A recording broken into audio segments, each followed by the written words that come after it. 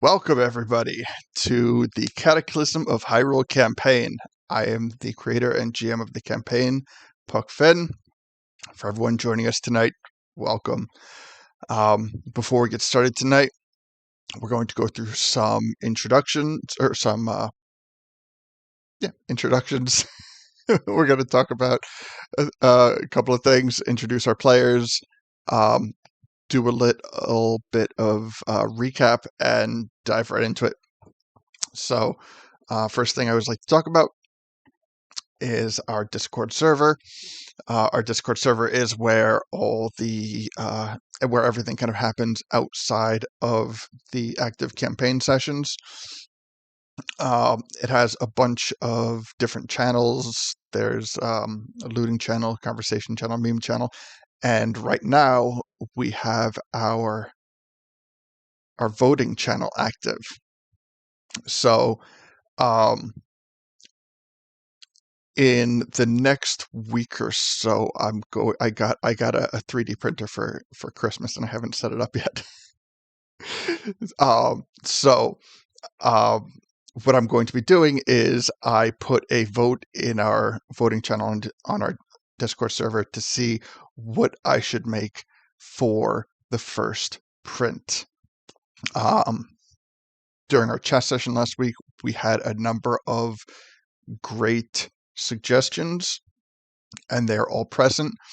After tonight's session, I'm going to be removing any of the suggestions that don't have any votes to just kind of condense the vote a little bit, and we will most likely be closing the vote next week, possibly.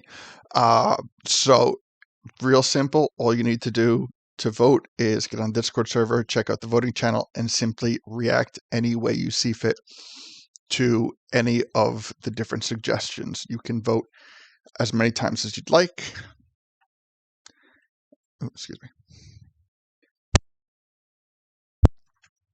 And whatever has the most votes, that will be the first print. Last I checked, the suggestion with the most votes is rupees. So if rupees win, I'll go out and I'll get a really nice, like translucent green resin, and I'll print out some nice green rupees, and I'll show everybody. And let me see. You know what? Let me see what let me pop over to the Discord server and see what some of the other votes are. Where's the voting channel? Here we go. Okay, so we have a Deku Scrub, an Octorok figure, a Redead, the Death Star, Dwayne Johnson Pokemon, Hylian Shield, and as well as a number of other suggestions. So, whatever you would like to see me print on my printer, all you got to do is go to the voting channel and react to whatever seems interesting to you. So that's just one of the ways that our Discord server functions when we are and are not broadcasting. It's a great way to keep in contact with us if you have any suggestions, questions, anything going on in or out of the campaign. Honestly, it's a great community and I love it. We have a link tree, and the link tree has, as is being posted in chat by Lito, our moderator right now, our link tree has all of the links that have to do with the campaign. It has the link to our Discord, the link to our YouTube channel, the link to our Facebook group, and an array of other links can be found on our link tree. So if you ever want to know kind of like what's going on, that is the best place to check out all of our links. So, a little bit of recap, and then we'll go to introductions. So, I'm going to take it back 2 sessions because it ties in, of course. We have had our players have had a number of visions throughout the course of the campaign. These visions usually pertain to Ganondorf and his his generals, his liches, his first in commands beneath him. And up until 2 sessions ago, all of these visions have been taking place not on the main plane of existence and have had no happenings on the main plane of existence. But recently, with Princess Rudo, who is now corrupted and is in the water temple, something happened worth checking out where she was able to at least temporarily escape the water temple and do something that created physical evidence of such a thing. And at the last session, we had Gully and Leto out in the field of Hyrule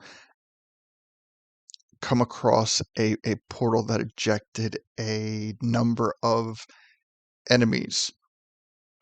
So what happened was there is this kind of like a thinning of the veil between where Ganondorf is, as this whole time he has been trying to break through and be resurrected. So now smaller minions are starting to kind of trickle on through, causing not only problems for our heroes, but also, in large part, potential problems for Hyrule as an entire kingdom, depending on how severe this gets. While Leto and Gully were doing battle in the field, Deacon and Afine, went to go visit Crow. So, to kind of abbreviate, they ended up talking with Crow in his quarters. They found a number of iconic magical items and were able to find the wooden sword. The wooden sword is the item that is most famously popularized by the introductory item as that the old man gives Link in the original Nintendo Legend of Zelda game. In the campaign, this sword has been known to have a function to simply destroy a ring that holds the spirit of Bestial Ganon. And I've got onto, last week during our chat session, I took some time and went to the difference between Bestial Ganon and Ganondorf, how they are different entities, and worth checking out. Our chat sessions only remain on our Twitch, and I believe they're only up there for a week, so they will be taken down today, if not, are not taken down yet. But either way, it's something that I will most likely revisit in future chat sessions. But, so we kind of, as of now, have our party split with Leto and Gully finishing up their battle in the field, finishing up this first wave of enemies. And Deacon and Afine are in Hyrule Castle, wrapping up. I believe they've wrapped up or are wrapping up what is going on with Crow, and then making their way through the castle to potentially reunite with the party. So that is the greatly abbreviated version of what has happened. If you haven't seen the episode, it is up on our YouTube channel. And you know what? Quick question, because I realized something. I was watching the episode on our YouTube channel, um, and um, I was watching it on my PS5 and it had no audio, but I watched it on my phone and the audio was fine. So, um, yeah, if anybody anybody experienced the upload not having audio, because it might have just been a problem with my PlayStation. Um, but either way, okay, all right, yeah. Just wanted to make sure it was a technical issue on my end, because if it wasn't, I simply would have brought it down and re-uploaded it, and hopefully that would have fixed the problem, if it was indeed a problem. Um, just checking chat before we go and do our introductions. The wooden sword, it's not safe to go alone. Take this is the most, uh, arguably the most iconic line out of all the Zelda games, in my personal opinion, in my humble personal opinion. Um, so, all right, you know what? Let me take it over to introductions. Let me try to take it. Do, do, do.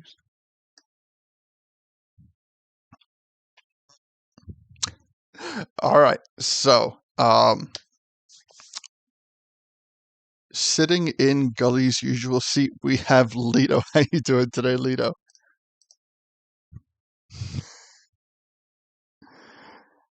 Okay, all right. It happens. Yes. Hold on. Why is? Let me fix. Exactly. So, yeah. There we go. All right. So, Leto is at this time not all that happy with Crow. Um, Nope. Understandably, um, but also Leto has no knowledge of anything that went on in Hyrule Castle because he was out with Gully. So, you know, Letting off steam. letting off steam, very well put. So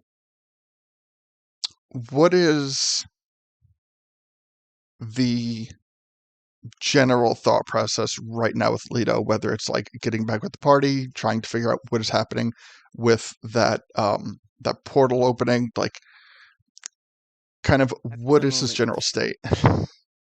he's kind of staring at the portal, trying to decide what to do with it. Uh, Waiting to see what kind of, yes, my two companions are going to come back and tell me that Crow, you didn't do anything wrong, and see how, angry that'll get him. Sister, don't care if, you were young. You still made a promise. Give it back to her if you lied. Yes. Kept it. Leto is, as many people put, very very much a. I would consider him to, like, in that respect, a very lawful character. Like there is intention and obligation, and there is no reason to kind of like deviate from that. And if you do deviate from that, for example, in the protection of Princess Ruto, like, you are to be held accountable. So is that fair? Especially because he only learned about her, what, in game a year ago, out of game 5 years ago. Yes.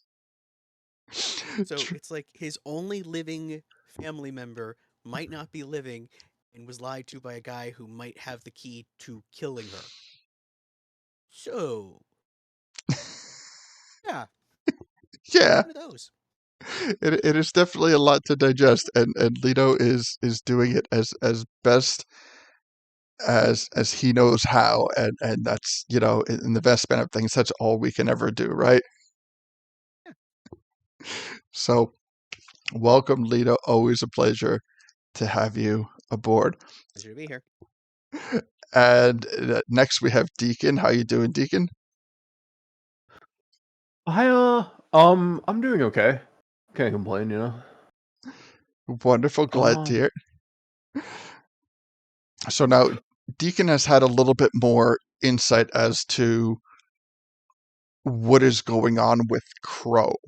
Um, a little bit more insight to his mentality, you know, mhm, kind of expressing that, he did the best that he could do with the understanding of the situation that he was able to comprehend, because much of his um happenings with Princess Ruto happened when he was still just a child. yeah, So yet not being able to fully wrap his head around what was happening, but still at the same time expressing um, remorse for the less than ideal way that things turned out. Um, and also in seeing the oh, sorry. cache, seeing the cache of iconic items that Link is that Crow is still holding. Um, Mhm. what is going on through Deacon's head? So, okay. There are two lines of thought here that are kind of happening.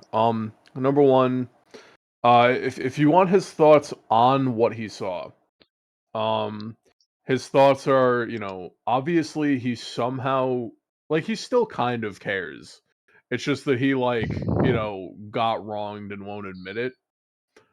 But like that doesn't absolve him, of course. But it is like clearly he was doing the whole just following orders thing. Um, which I imagine DQ can kind of relate to, given that he is also a child who is just following orders right now. He has no idea of like most of the consequences of his actions up to this point himself. That Um, that is fair. if you want what is actively running through his mind, it's more like, Kato, you son of a bitch. How you are killing like one of my closest NPC friends. As far as NPCs go, he's all I got left. And I swear to God, if you make him addicted to adder root, I'm going to end this kingdom. Yes, true. So to elaborate a little more on that, um, when in the last session we took a rare visit to see Ken at work, and Ken, Ken aside at work. from being Sorry. part of Deacon's armory, also is employed um, by the Crown as their armor and weaponsmith. So when they visited him, he was not only heavily involved in his work, but he was visually suffering from um, overwork and exhaustion. And as we explored that, realized that he was not only working himself harder than he should, but he was also um, creating or in the beginning stages of a dependency on an, we can call it Adderroot, on an Adderroot, to just like give him that energy to help him focus, but it was to his physical detriment. But he's also, a one-man operation. The armory is more uh more full than it's ever been. So there's definitely something going on behind the scenes connected to that. And one of the things that Deacon and Afid came across was, in order for Ken to be doing this, that was signed by Cato, the head of the Hylian Guard. So, absolutely, Deacon is taking this personally. Absolutely, Deacon is affected by seeing his friend go through this, and he doesn't for once, if not one of the few very rare times Deacon does not seem to care to be understanding on this matter. Yeah, no. Which is a side of Deacon that we do not see often. Thank you, Lito. So, yeah, Well, okay, I could go on about this if see if I could just interject one more time. of course. So it's not entirely that he's not willing to be understanding. Like he's very angry, yes, but like the solution isn't to overwork one man when you need more stuff. The solution is to get, outside help. Like you can hire a second person. Like there is no excuse to do this to an individual when you could for the cost of rupees that mean nothing to you. We've seen the treasury. We have walked into the treasury and you could Scrooge McDuck through those rupees. And they could afford to pay a second Ken. They could afford to pay Ben. They could afford to pay like 3 more Kens. No excuse. That is fair, and I look forward to seeing how this plays out, because this is definitely going to be I think one of the one of the things that Deacon has been known for is his iconic moving speeches, and I would imagine that this is going to be another one of those times where where Deacon really kind of digs deep on this. Mm-mm. I'm preparing it as we speak. So, um, welcome, Deacon. Always a pleasure, Thank you. and I look forward to seeing how this plays out.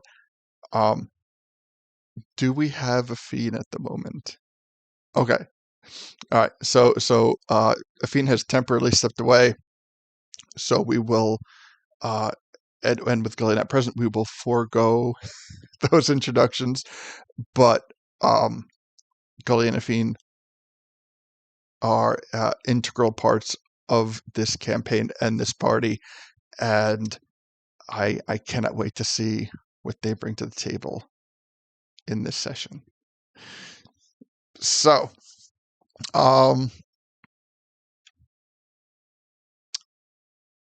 you know what? Let's take it from Deacon and Afine. You have now kind of parted ways with Crow, and you are making your way through Hyrule Castle, and going back the way you came would take you through the throne room, as it's hard to pretty much get anywhere in the castle without being either directly going through or being adjacent to the throne room, where you would This know is true. that Zelda and Kato are present. So, So, I I do want to. Oh, I'm sorry for talking over you. I oh apologize. no, so I was just going to ask like where you're going, but you're about to tell me. Yes. So I am going to I have to make good on something that I promised I was going to do at the end of the last session. Hmm. Which is I have the sword now. Right. I have the sword that I've been looking for essentially 26 episodes of time. And now, finally, as far as Deku is concerned, I'm going to reach into my pocket and take out the ring that I thought was in there. All right. I've been trying to keep this safeguarded and quiet for several months Okay. that I So tried to bring the ring with me from my old universe. before we go and delve into this, I'm going to explain. Um, so one mechanic of the conversion during the Cataclysm is that magical items were not permissible to be duplicated.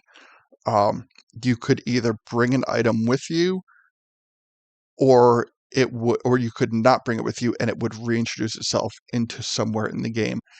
if there was a case where a mechanic happened where multiple items were brought in through through either intentional or unintentional venues, which has only happened once before in this campaign, only one of those items will still exist, which is going to say a lot in itself. So, Deacon, what ring are you talking about, and can you describe it? So, the ring I'm talking about is nothing less than the capital R or capital T, capital R, the ring. Um, as far as Deekun is aware, I've been hiding the Bestial Ganon ring in my pocket ever since the encounter with Reginald in the prologue, where I took it off of him by cutting off of his hand. I then put it in my pocket and proceeded to never take it out until this time. All right. It is a small green gemmed ring that has a leafy pattern to it, and yeah, it's notable for having, you know, a green emerald gem that shines, you know, pretty bright. Mhm, Little leafy patterns on it. I believe it looks very similar to like the forest gemstone as seen in Ocarina of Time, quite similar to how the Zoran Sapphire, it was the Kokiri Emerald or something like that. mhm. Um, yeah, I'm gonna take it out of my pocket. All right. So you take this ring out of your pocket, and it's not that ring. It is a red ring. It looks very Of course it's similar, not. Of course um, it's not. but the ring itself is not the Bestial Ganon ring, and it is a red ring. Deku stares at it for like probably a good like 2.5 minutes. And he just curses in Deku, like just one word, like just in Deku, like beans. Um, so I take out the sword and I attempt to hit it anyway. I want to see what's gonna happen when I bonk this ring with the sword.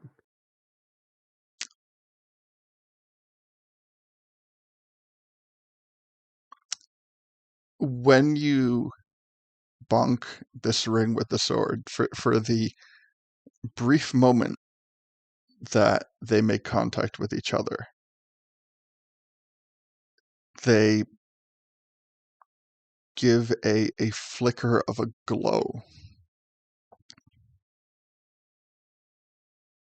but only when they are making a physical touch with each other. No damage happens to either item.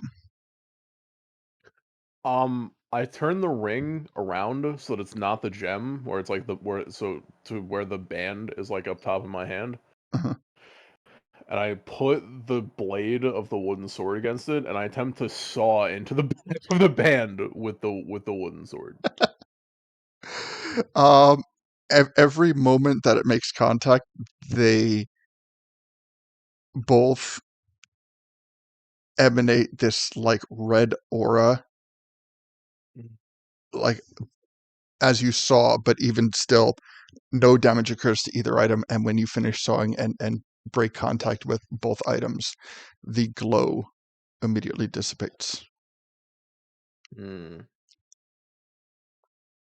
I stare at the ring. I stare for like another minute passes. It's probably really awkward if Crow is still just like standing there. Uh, I don't know if he like wandered off somewhere else. I was like, once you departed from his quarters, he kind of, I would imagine, like he stayed behind, like at least, if not in the quarters, but in the relative area. Like he has departed from your party. Okay, perfect, perfect. Okay, so yeah, I'm just in the hallway doing this in like solitude. That's good. Um, so yeah, I'm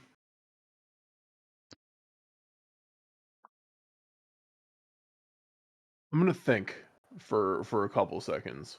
Mhm. and then I'm gonna cast Identify on the ring to see if I can tell if there's any kind of like evil spirit in this one. Like I want, like it'll tell me the magical properties of the ring, and I want to see if it like is going to also talk to me. There is no evil spirit in this ring, but the ring itself does possess a spirit. Ooh, okay. I attempt to talk to it. Go, hello, mystical spirit. Who are you, and how did you get in my pocket, please? Thank you. It yields no response.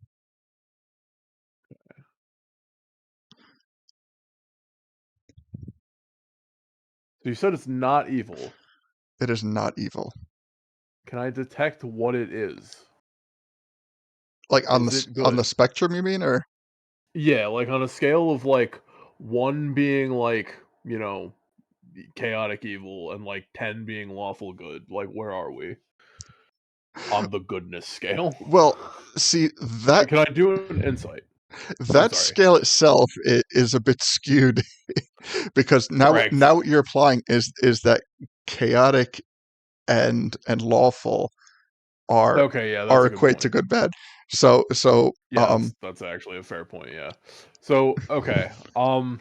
Yeah, we'll just say on a scale of evil to good. Like is it a fairly neutral force at the very least? no, I guess it would have to be because it's not evil. it is absolutely good. All right. Like you know, I you know what I'm hesitant to say it's like happy good. I'm hesitant to say that it's all sunshine and rainbows kind of good. Um, Gotcha. Good is not, not nice, but it is still good. yeah, it is good. All right. If you could be comfortable calling it neutral, good, but I would say that you could not safely rule out chaotic good. Nice. I like that. I Yeah. like that in a ring. I gently pat the gem as if I was talking to a dog, and then I slip the ring on, and I say, "All right, buddy, you're coming with me." And so's the sword Where is the sword? in the hand. Like I slip the ring onto my right hand, and then I take the sword in my right hand. Okay. Uh, I'm going to change the scene for a minute because I need to. So, as you switch, I'm sorry, as you don the ring, the sword itself itself begins to glow. The ring begins to glow as you are now the connecting force between the two. Um, my first question is the sword itself begins to take shape. Um, Ooh. what shape is it taking?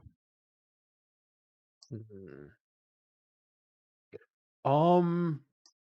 Hmm. I usually use a rapier, but at the same time, oh. Yeah, I kind of like a man. Hmm. Let's see, like, yeah, I guess here, evens, rapier, odds, longsword. Okay. Well, I'm not proficient with the longsword, so I guess rapier. We'll do that because I'm proficient with it. Okay, so it is taking the form. All right, absolutely. All right, so let me do this. Um, so as you're holding the sword in your hand, it's the blade starts to thin and it starts to um kind of it doesn't change material, but it does change form. And as after the rapier begins to finish changing shape, you yourself start to feel your body starts to get a little bit warm. And do we have a fiend back yet? Okay, fair. So you notice that a fiend is looking at you with this kind of like wide-eyed stare.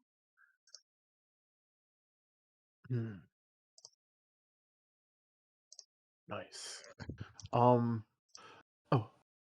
Oh. Yeah. I guess I'll just kind of um. I guess I'll like tilt my head and just be like, yeah. I just kind of like look at my hand, and I look at a fiend, and like a little bit of like fear comes into my features. Like, oh no, am I evil now? Was I wrong with my identify? And yeah, I'll just look a little pensive at her. All right, and she says, "No, um, you're red." Hmm. Uh, red? Yes, you're red. Ooh. I'm Um, trying to think like if she has like a mirror or anything on her, which I don't think she does. But you know what? For the I don't think sake of it, okay. let's say that there is a mirror, um, just kind of like Um, on the walls. okay. Well, I have prestidigitation, which technically allows you to conjure small trinkets. So I guess I could like try to conjure a like a tiny little pocket mirror. Mhm. Okay. All right. So you conjure a little pocket mirror and you look at yourself, and let me take it back and show you what we're looking at.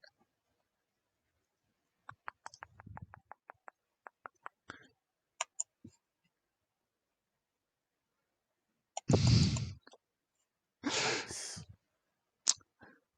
So your leaves have turned to this red autumn color. Your body is now encased in these like thin viney thorny vine.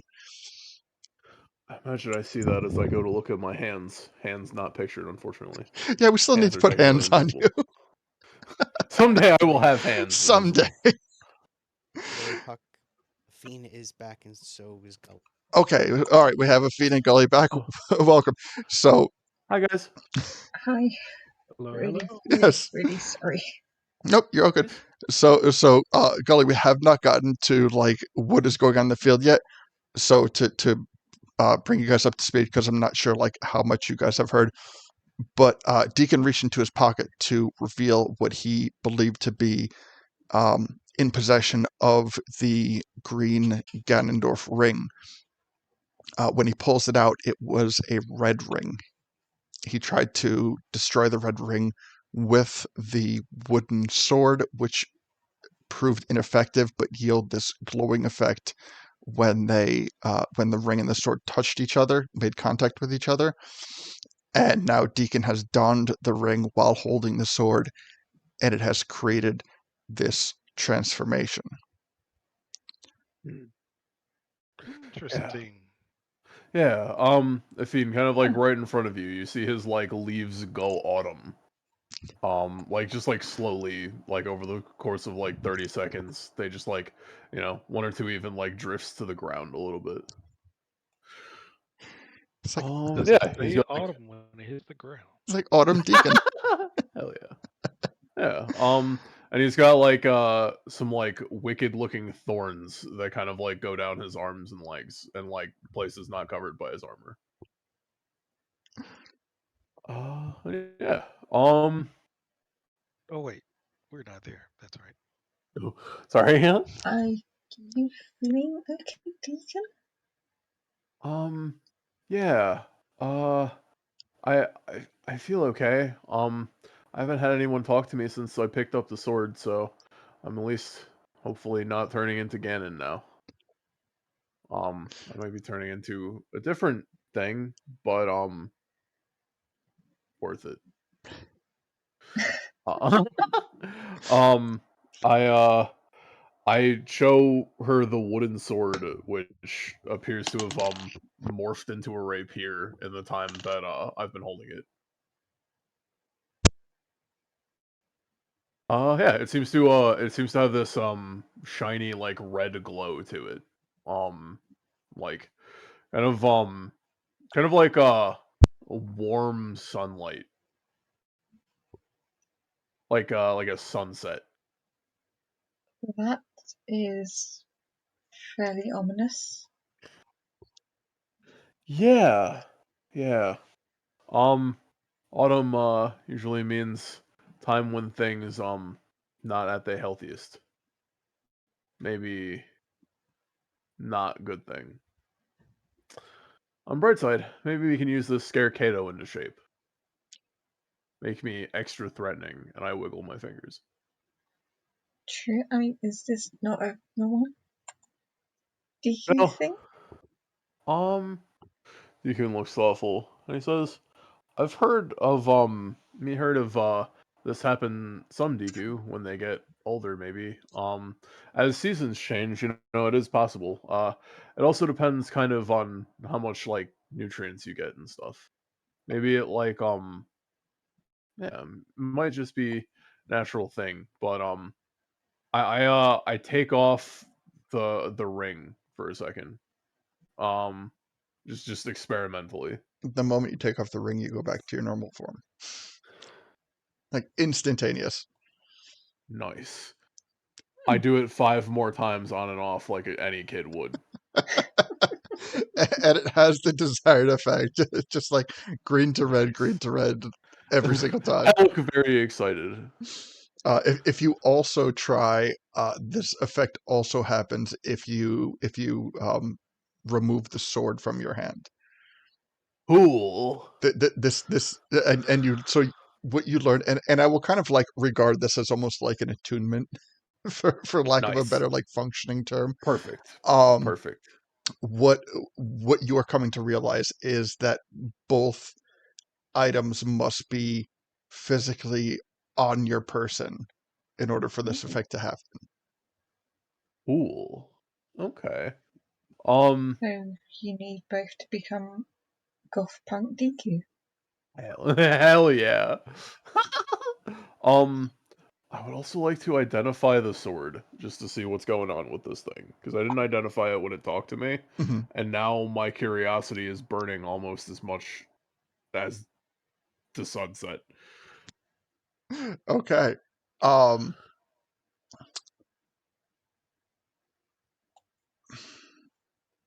the sword does not possess any hidden life form to it. Hmm. Through this identification, you are able to determine that it was not the sword that was speaking to you. Oh. It was the ring. Oh. Yes. Cool. Now Um, that's a twist. Holy shit. the sword itself.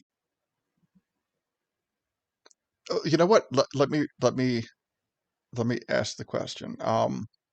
When you are identifying the sword, Mhm. are you wearing the ring? Yes. Okay. So any magical properties that the sword possesses Mhm. is the glowing, the transformation, all of that is through as an extension of the ring. Cool. Um, I uh, I look at the ring and I try to like whisper, "Thank you. This is kind of fun." Um, Actually, oh wait, I have my aberrant mind sorcerer point. I have what is it? Telepathic speech. Mhm. Hang on. Well, let me post it in the chat. Beans. There we go. Okay, so I can form a telepathic connection between my mind and the mind of another. As a bonus action, I can choose one creature I can see within 30 feet of me, and we can speak telepathically while we're on a number of miles, etc., etc. Yeah, we can speak telepathically for a number of minutes equal to my sorcerer level. So one. So I try to see if I can get a voice out of the ring. How do you try to get a voice out of it? By saying politely, I thank you for your gifts. I hope that my I hope that when the time comes, I can fulfill the responsibility you have asked of me. But also, is the sword okay? I feel like we might need it still for its other purpose.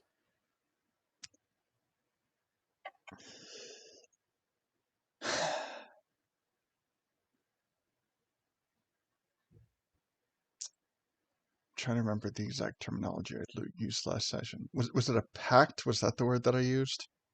I think so, yeah. It was do you accept responsibility? Okay, that's right. Okay, so the response comes in.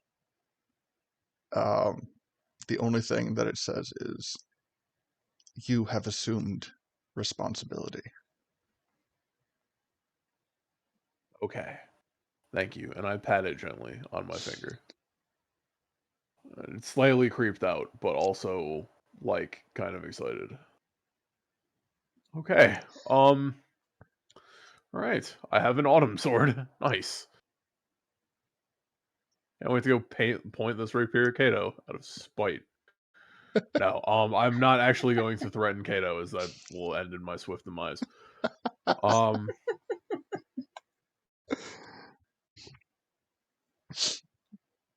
All right, so let me just reload the page. Just take a second. So okay, so you are prepared. Athene, is there anything that you would like to do before heading to the throne room to go find Kato? No, I'm good to go, thank you. All right.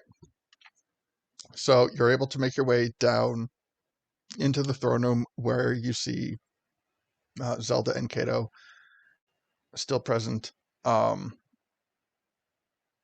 of just going over some uh, reports, paperwork, things like that. And yeah, how would you like to proceed with that? um, I'd like to kind of like so wait, sorry, what was Kato doing? I'm sorry. Both It's like both filling in a report. yeah, they're kind of like there's a couple like scrolls and tomes, thick tomes on like a table, and they're just going over it. Um, you can see that there's a large map of the kingdom also kind of strewn out across the table. Gotcha. Um, I'll say like um excuse me. Kato, I had one more thing before we head out. And he looks up and it's like, what can I help you with? Um, so I as you know, I run partnership with Ken. Deacons, so went to see him because, he good friend of mine, and I got word of letter that you sent him telling him to work until full capacity, but time frame you gave him really insane and not working out um causes him to be in very bad situation, like not able to sleep, not able to spend time with his family, not able to do basic human things anymore. And I need to talk to you about getting that annulled or completed.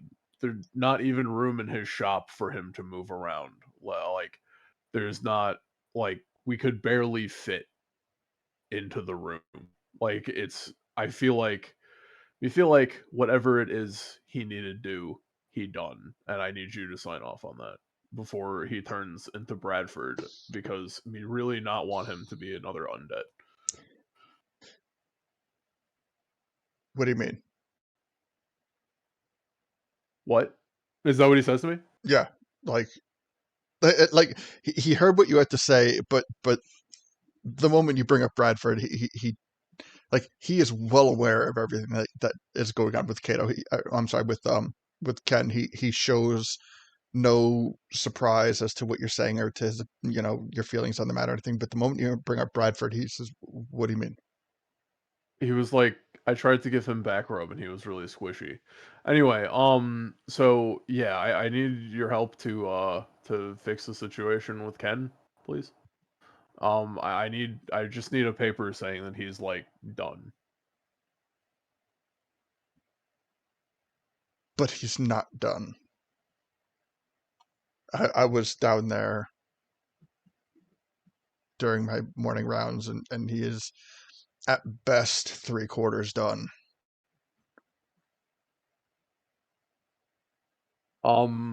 If So sorry, that, oh no, it's okay. Did you have something you want to say? if I may be so bold as to give my opinion, if you keep working your blacksmith like this, you won't have a blacksmith in 4 days. He literally has worked enough to not get sleep for last 3 days. Can't even imagine amount of caffeine he must be on to be able to do this. Like, it's not healthy. Like, like why can't you at least get a second blacksmith or something to take the load off? There has to be reason that you not just hire somebody else to help out. Like, there are other alternatives. Like, I've seen your treasury. You can afford to pay another blacksmith until this is done. It's I, not like humane. I mean, I understand, but it's and believe me, it is not a money issue. It is a skill issue, and in one respect, Ken knew what he was signing up for when he was uh, trained to become the royal blacksmith, um, but also not to delve too much into official kingdom business. But we wouldn't be working him like this if it wasn't absolutely necessary. But Maybe you can enlighten me as to what's going on. Like, I understand, there are degrees of worries, but I mean, this is a lot to say he's only 3/4 done.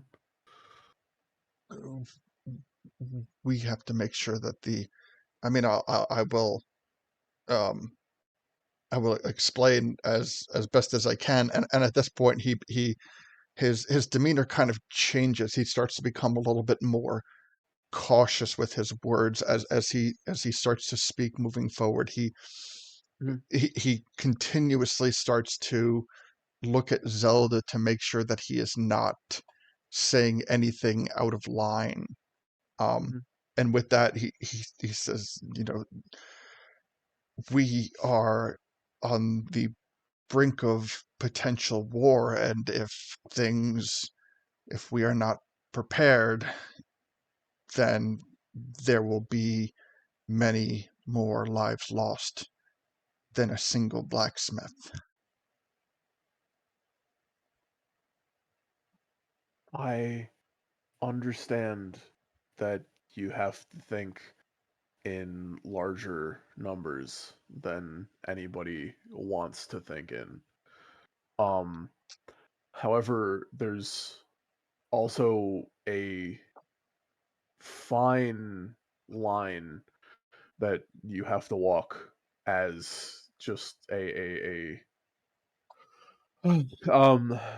can take, say, a deep breath to kind of like, almost calm himself down a bit. And he says, if you want quality, you do have to understand that somewhat reasonable work hours are necessary for quality. I would imagine that when you haven't slept for the third consecutive day, your work is not quite up to par as it was, 3 days prior. Um, Furthermore, if I understand that you are expecting a certain degree of conflict. Otherwise we wouldn't be doing what we're doing. Um, like I do get it, but at the same time, like it's not like it's nice. Hell yeah. It's not feasible to continue this level of it, it, this level of overdrive in productivity, because then when you don't have a blacksmith and people need more arms in the future, you are essentially selling out the future for a potential present. If I may make a suggestion that I think can appease everyone, just do some how Ken's son is a very hard worker. He's he's very talented. He's done plenty of work for himself. Literally our greatest warrior in the party, he wears some of Ken's son Ben. He wears his armor into battle. It served him very well. Like, he's competent. He has the skill. So why don't you so look, I'm asking you as a member of the as someone who's also working for the kingdom to please just compromise with me on this. Because if you could just do some training for Ken's son, offer him a chance to walk in his father's footsteps and work alongside him, then at least they have a family connection. I think you'll notice that the quality you get is better and the quantity you get is better. It's much more feasible in the long run than putting this all on one man who clearly can't do the job by himself. All right.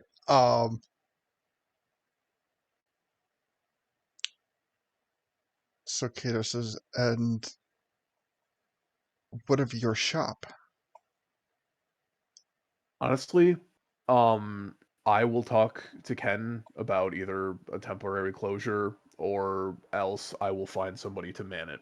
Um, Ultimately, I am less concerned with my own profits and, any connection of that sort of thing. I'm far less concerned about that sort of thing than I am about one of my closest friends' safety. If it has to shutter its doors for, a few months or shutter its doors forever, then so be it. We tried. All right, so Kato kind of looks over towards Zelda. While he's doing that, give me persuasion. Okay. Got a lot of writing on this one. Fuck.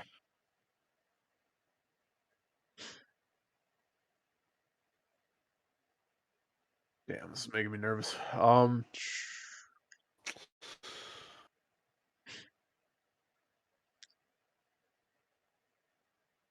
Could I subtle spell something to help me with this, potentially, or is it too late for that? Well, my question is, do you want to be casting spells in the middle of the throne Yeah, room? that's a good point. I wasn't sure. Yeah, okay, fair point. All right, let's go. 29. Right. Zelda kind of like gives a very like subtle but slight Can nod. I want to use a cookie because I need it to be a 30 just in case. Okay. If that's okay with you guys. All right. Okay. All right. 32. Okay, that Okay. makes me feel better. All right. So Zelda does give an approving nod on the matter. Ed Cato says, "Listen, he says, I know you guys. I know you and Ken have your business arrangement, and up until now, it has not interfered with the ongoings of the Royal Armory. However,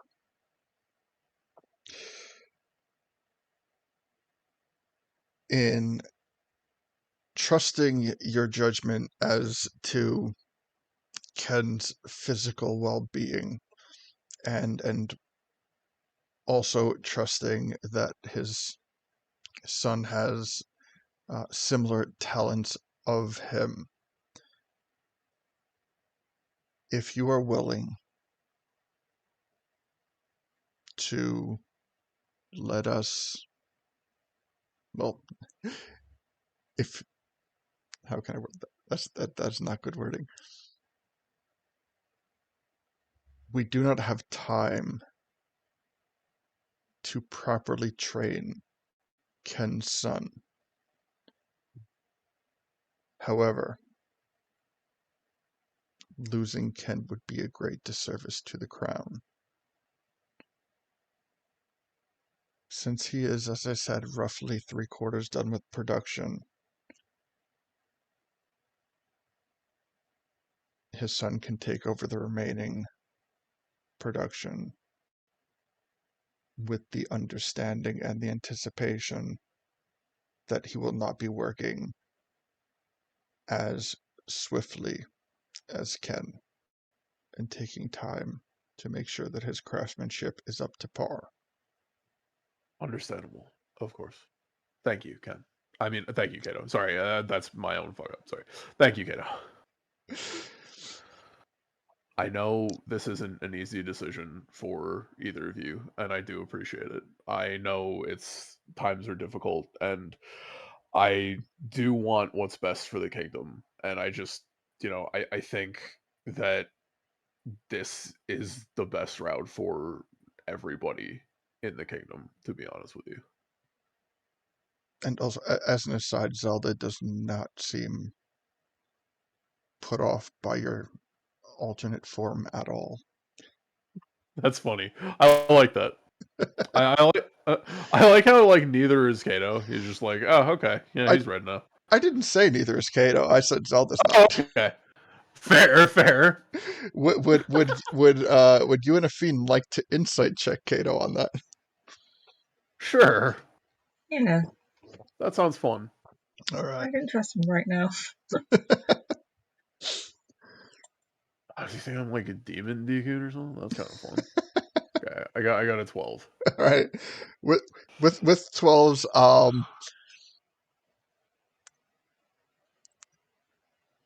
it's you can tell that he's not like you can tell he's noticed it. Ugh.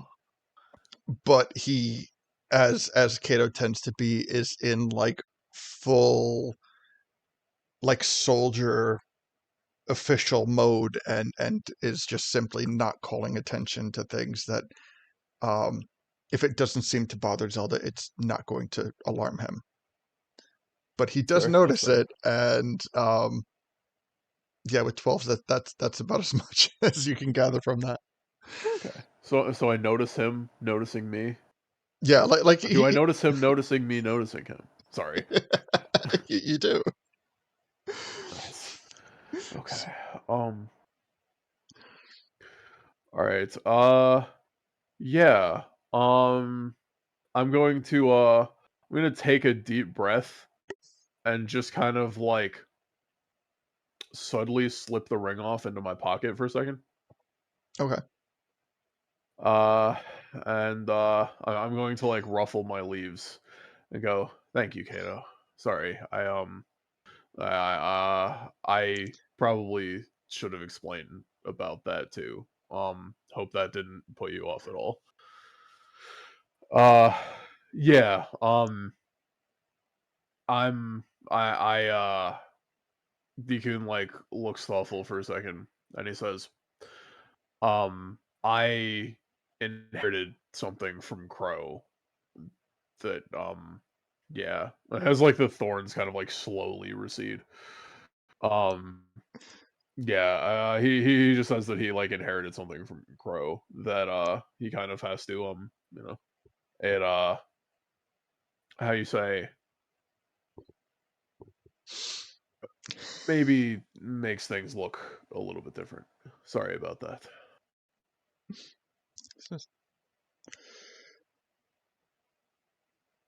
These are strange I times. definitely. I promise you we're okay. I'm still the same Deacon. Not like some declone. Though that would be kind of fun. So well, Imagine the two of me running around. It would be the best of friends. you are on our side, and that has never wavered. Definitely. And I can tell that you're on ours too. And I put the ring back on. Anyway, thank you, both of you. I'm really glad you could see reason here, and I hope I have proven the same. Um, I will if it's all the same to you, I'm gonna go talk to Ken and then Ben and meet up with my friends in Hyrule Castle Town, and I can deliver the message if you want. Um, Uh, or you can do it officially. It's okay. I mean, either way. I just wanted to offer to save you the labor. Um, I guess it might be better if you do this officially rather than yeah. yes, we will send a decree to Deacon's armory, relieving Ken and recruiting his son. Thanks. I want to do one last thing. I want to just look over his person to see if I can still see the little pouch with the diamonds I gave him a long time ago. Give me I mean, he's pretty heavily clad in armor. I guess that's true. Inventory is difficult to tell, but feel free to give me That's true. That's true. a perception Eh, check. can't hurt. Just in case I get like a 20. Hey, 21. 21. You you Yeah. you kind of like out of like the top part of his curious, you can see that he has a number of things kind of like sticking beneath. One of which seems like the pouch that you gave him. Nice. That is good. That kind of reassures me, but okay. But yes, I go, well, uh, sorry, I've taken up entirely too much of time already. I have to go, my friends are eager to get to the water temple as soon as possible, so I have to go run off to meet them. Again, thank you, both of you. I will catch up with you the next time we have a report to give. We look forward to And hearing. I bow, and then I make my exit. All right. All right. So you start to head out. Afine, anything you would like to do while still within the castle? No, currently Athena is very happy to be leaving the castle. Understood. All right. So you, Um, yes. She is also pointedly not bowing as they walk out. Wait, she's what? Not bowing to Zelda and Keiko. She's just leaving. Ooh, that's fair. okay. Noted. All right. So you make your way. Oh, any pit stops, Deacon? Yeah. I wanted to ask, Athene, did you have detect magic or anything like that? I do? Yes. Okay. Um. So, I was hoping that as we're leaving, I don't know if you remember this, but the The guards had guards? these. Yeah. I was hoping we could maybe get a feel for maybe what kind of magic they're using. Okay. Thanks. I'm happy to try that when we walk past.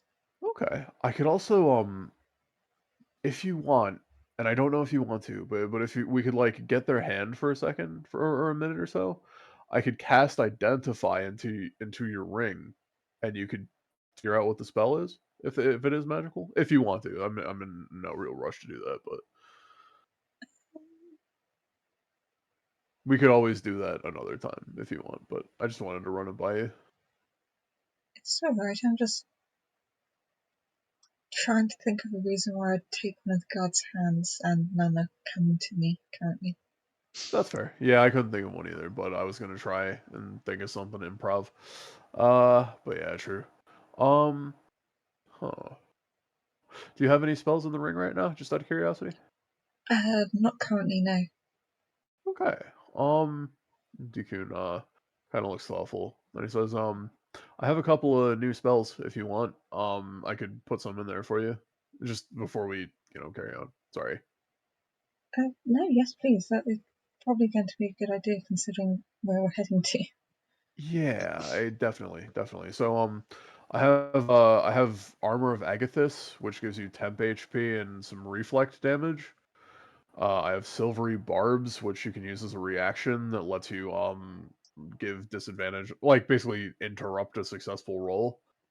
That one Uh, is fun. it is fun. I have Shield and Absorb Elements. Absorb Elements gives you resistance when you get hit by an elemental thing. Shield is +5 AC, Shield.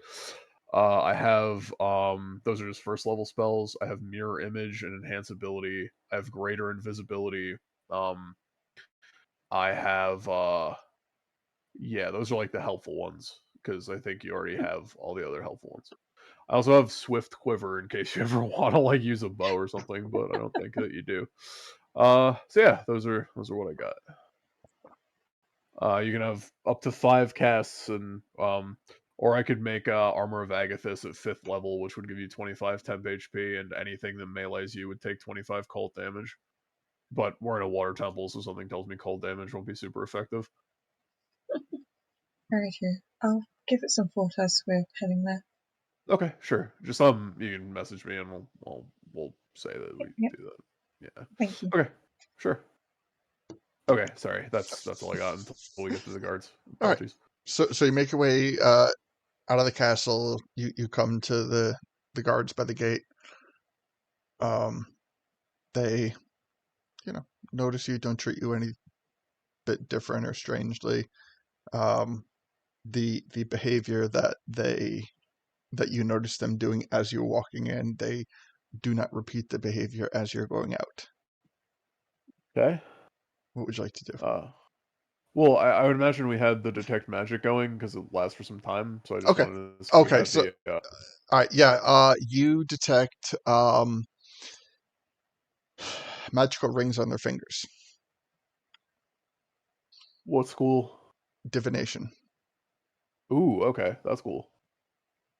Huh.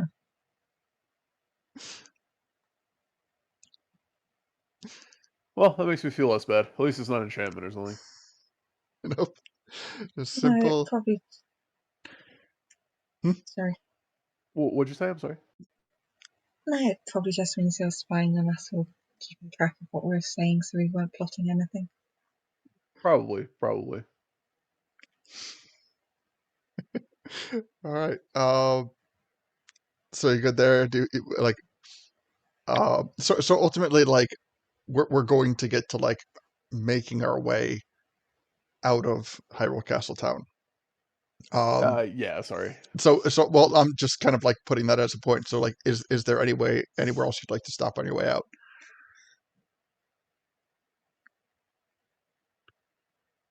I look at Athena and just ask if we should stop by Deacon's just to tell him real quick, or Uh, if we should let that official be official. I think it might be better if we let it be official business. Yeah, I think you're right. Okay. Yeah. Did you have anywhere you wanted to stop? Sorry. No, I'm fine, thank you. Yeah. Okay. Perfect. Yeah. We should yeah, we should go meet up with him soon. We should probably make a. Oh, I'll hop on Chimkin. We could leave. We could meet up with him faster. Uh, And yeah, I'll whistle for her. She'll come pick us up from Cito's. All I right. imagine she was just kind of like perched there when we were doing the castle stuff because it's kind of hard for her to.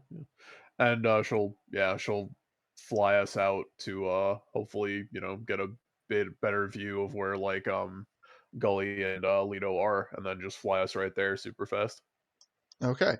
So you fly out into Hyrule Field where you can see um this. You know what? Honestly, I'm not sure what you would technically notice first. I'm not sure if you would notice the red lightning portal, or Oh God. if you would notice the explode. You know what? What was the last thing that was killed? The Lionel. Okay, so um, at this point, I'll say what you notice is as you're flying there Mhm. is you hear this explosion um, Cool. that you will eventually be able to figure out is the exploding Dodongo. Um, which kind of gives you cause for like direction. And you hear the explosion and you start heading in that direction. And as the battlefield starts to come into play, you can see a very larger than normal gully and a stone version of Lino just landing the final blows on this red Lionel. Cool. Hi guys. Oh, Hey there! hey. His booming voice because of Hell his yeah. very large size. You just missed out on all the fun. Aw. Well, looks like you guys made quick work of everything. Good job. Thanks. Well, it took a little bit longer because you guys weren't here, but yeah, I think we still wiped them out pretty quickly. Nice. Hee. I'm just There's a the portal. cheerleader anyway. I We all got to know that. stretch my legs a little bit more. Hell yeah. Where is the portal at this moment? You know what? Let me see if I can put something on the map.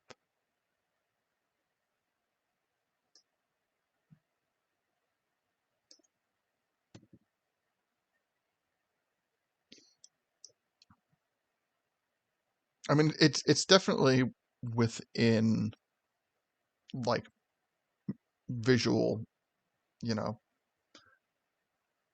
eye shot. Um, Oh, that's no good. I take it that's not normal in your timeline?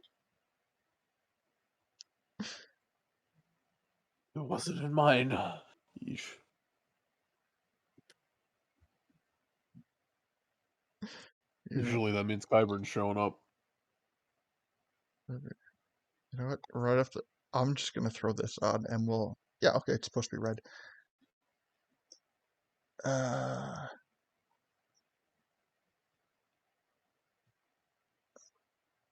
all right, so we'll say it's like right there, and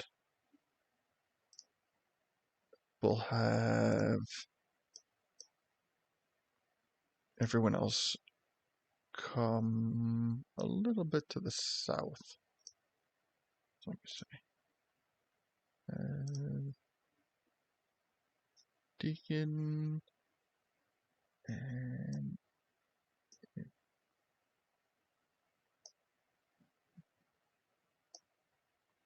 and I forget where we keep Chimkin. Yeah, she's like kind of towards the bottom. Like, it's weird. She in like the character bit? Yeah, I think so. She's like below the character bit. She's like all the way at the bottom, I thought. No, I guess not. Oh wait, follow. Okay, Yeah. there. No, that's not it either. Well, it will say, and Chimkin's over there too. Yeah, it's simple enough. I mean, she could basically occupy Deacon space. Yeah. So, yeah, you just kind of come and you see this, clearly this uh, little battle has taken place, and yeah. So, so what do you guys? Yeah. So, okay. So you're asking about the portal. Uh, yeah. You guys okay? What happened?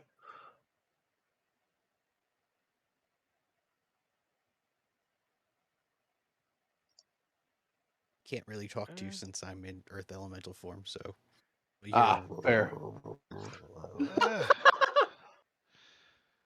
yeah, well, yeah. We kind of got, I don't say overrun, but definitely a lot of ruffians came out of nowhere. Well, I don't say out of nowhere, but they did kind of come out of nowhere. But we were told that there was a kind of a lot of additional activity out here currently, and well, Jeez. I'm guessing that might be potentially because of that portal over there. I don't know. Yeah, looks like we found out the how. Sheesh. Yeah. Um, So yeah. So, Rock Leto is going to grab the Lionel by the horns and start dragging it to the portal. Okay. All right. All right. So you start dragging it, and is it connect? Let me get to the right layer, and start dragging it. All right. And then I'm going to yeet it back into the portal. Okay. So you throw it at the portal, and um, I don't know if you guys have ever seen the video of Shane McMahon trying to get suplexed through the glass pane of the glass window pane. But that's kind of what happens. like you throw it, and when it comes in contact with the portal, it just like smacks as if it were hitting a solid surface and falls to the ground in front of it. Oh, that's cool. I That's just turn around. hilarious. You guys mind if I cut the horns off that thing? I mean, if you Okay. want to, I'm not gonna say no. Fiend, you might want to avert your eyes. Oh, no, it's Fair. alright. Do you mind if I play with the portal? Well, Sounds fine to me. I mean, closing the portal's probably a good idea. Yeah, I'll do that at some point. Or try to. Nice. Yeah, I'm gonna go cut off the horns of the Lionel. Okay. Time not being an issue at the moment, and skill also not being an issue for Deacon, I would say that just give me a straight D20 to see, make sure we don't hit that magical one. That mythical one. I Yeah, feel you. You got a 5. you're good. You take it, no problem. Both horns. Appreciate it. Excellent. We're on steel. Here we come. All right. Yeah, the portal's still up. Yeah. What would I'm being like very like trying not to say things at the moment. So kind of like what is the next step in what you're thinking or wanting to do? Leto's just standing next to the portal, going.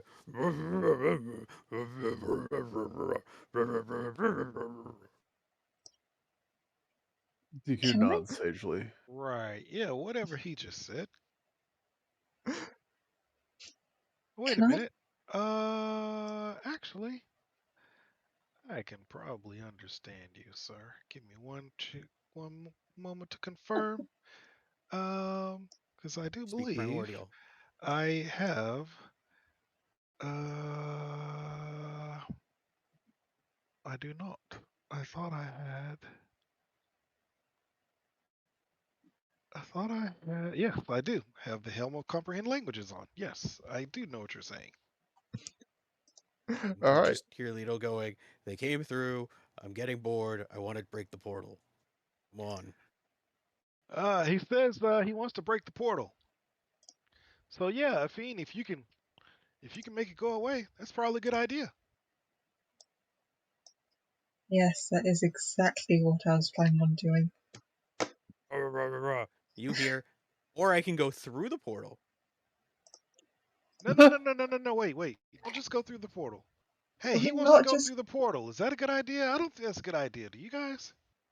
Well, the Lionel couldn't go through, but it would be interesting to see if living tissue could go through.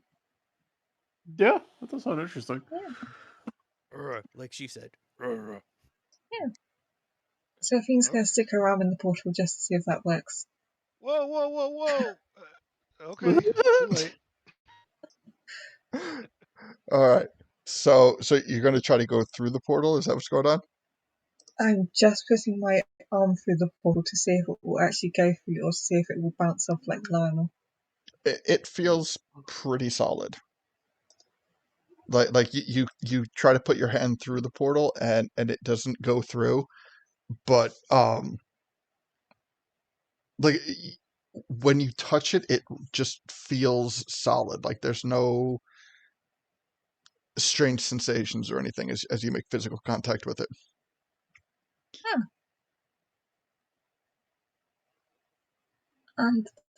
Unfortunately, I don't think you'll be going through it, Lido.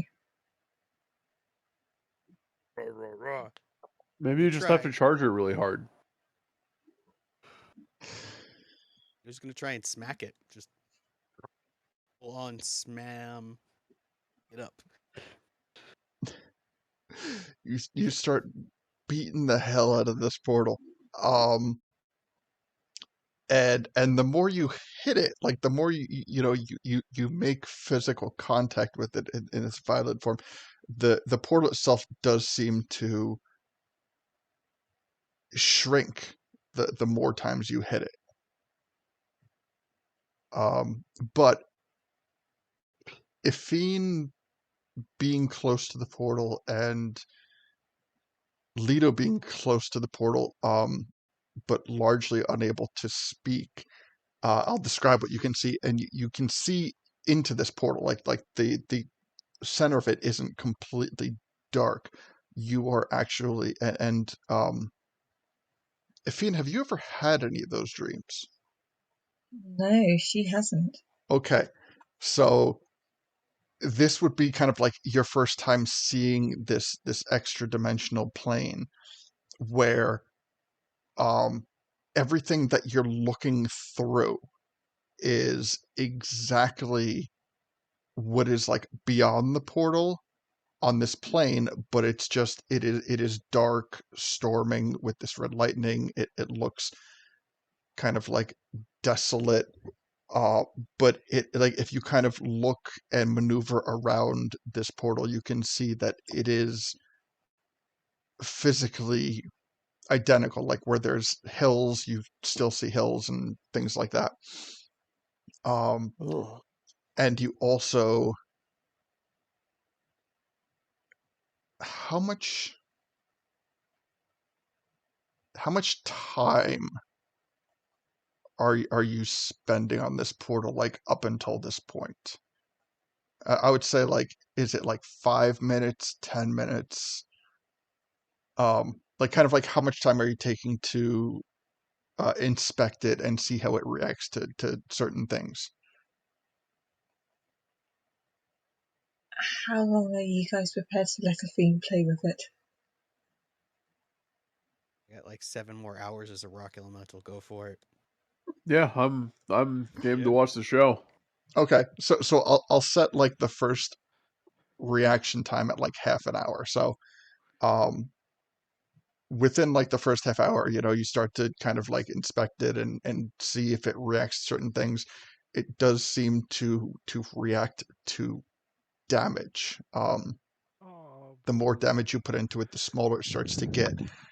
But after the first half hour, what you see is from the ground, almost as if it was like clay molding. These forms start to like come together and like build to make a shape and like deeper into the portal, and the first thing that you see before these things take definitive shapes are you see these red piercing eyes, and they start to approach the opening to the portal. So That's not good. putting together what you have seen and what you know how the portal reacts at this point,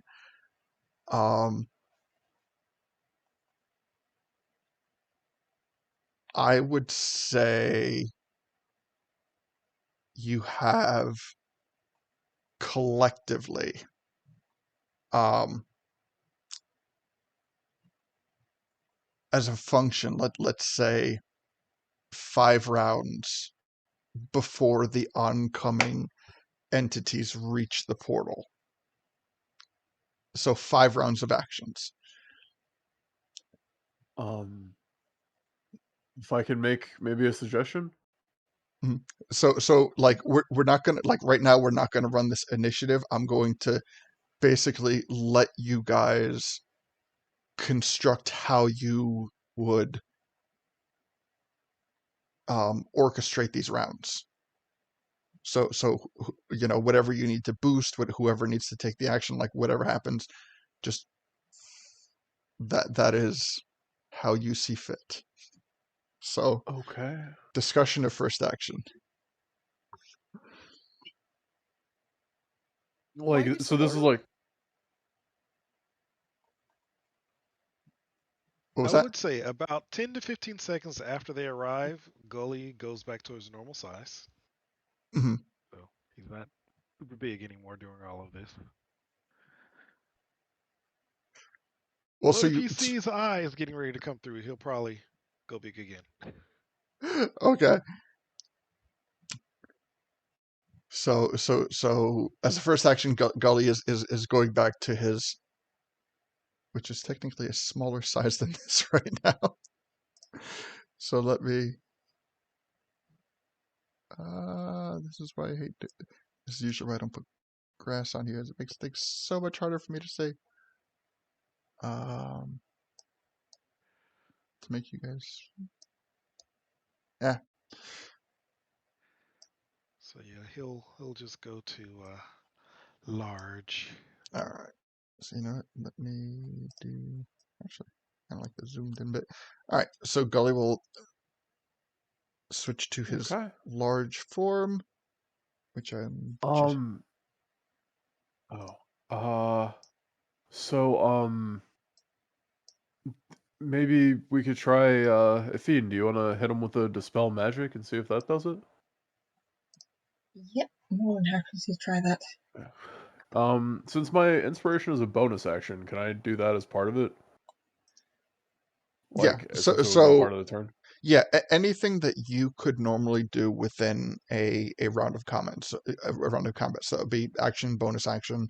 Um, Okay. if somehow you could figure a way to throw a reaction in there, like anything that you could do within a singular round of combat would count as essentially your action for this.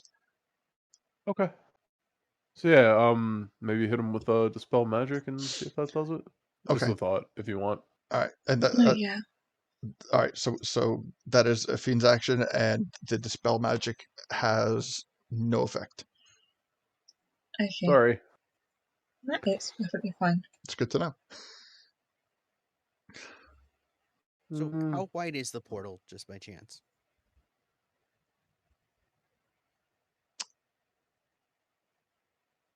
You know what? Let's say it's a little bit. We're going to start it off and say it's actually a little bit bigger than what I have. Let's say it is. Let's put it there. There we go. Perfect. So I'm gonna go around the back of it. Do I see the eyes coming through still? Or are they only on the other side? They are only on the other side. Okay. Like, And I'm going. let me reiterate. As you're walking around the portal, like it is always facing you. Like regardless of whoever is looking at it, it appears to be facing you, but at the same time, what you see through the portal is what would be existing in your line of sight. So I'm going to see if I can basically grab both sides of the portal and see if I can smush it together. All right. Give me an athletics check for smushing.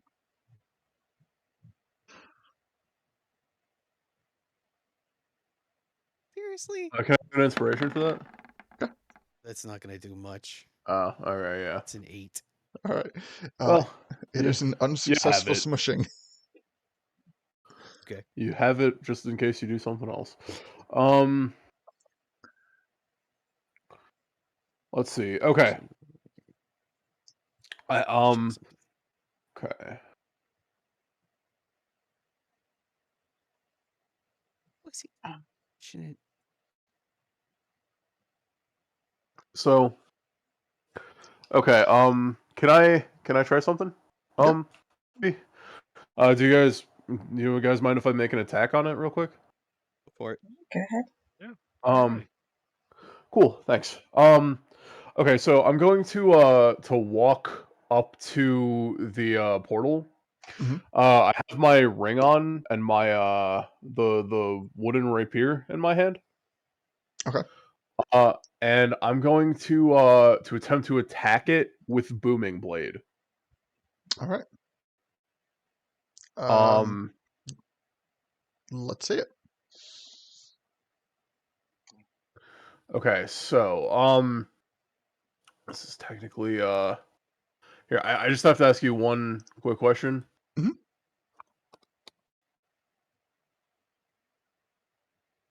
I sent it to you on Discord. Sorry. Yep, I got you.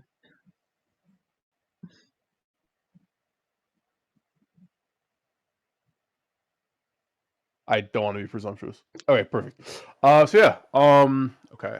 Let me sorry, just one second. Okay.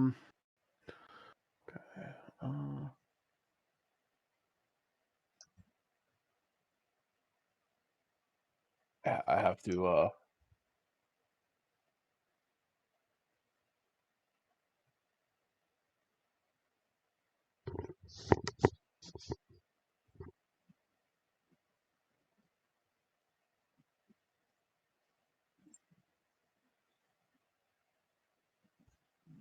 all right, 17 to hit.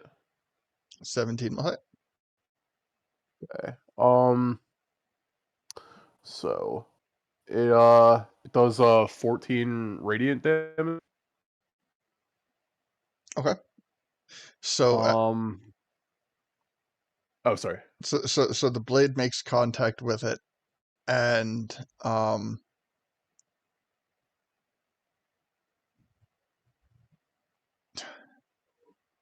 you know what? I'm not entirely sure how to describe it, but the portal takes damage. Nice. Okay. Um.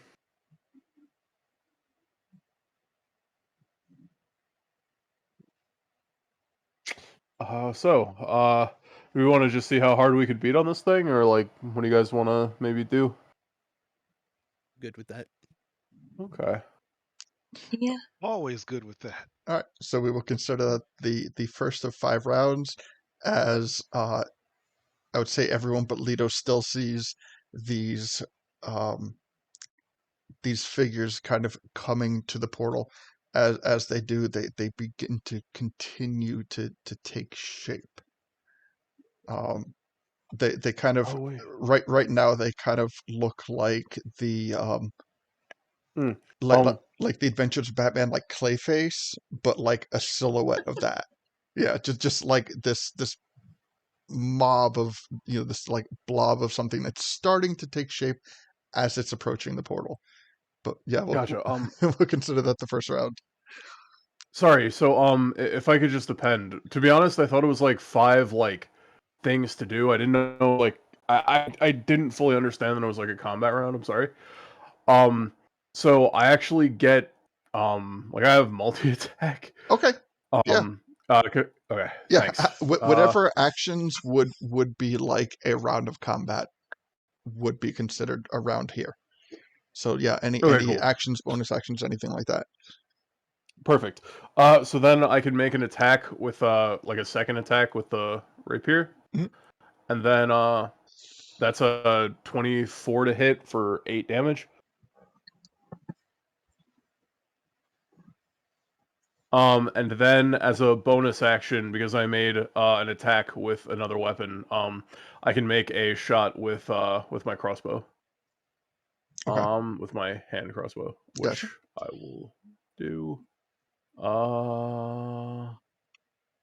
There we go.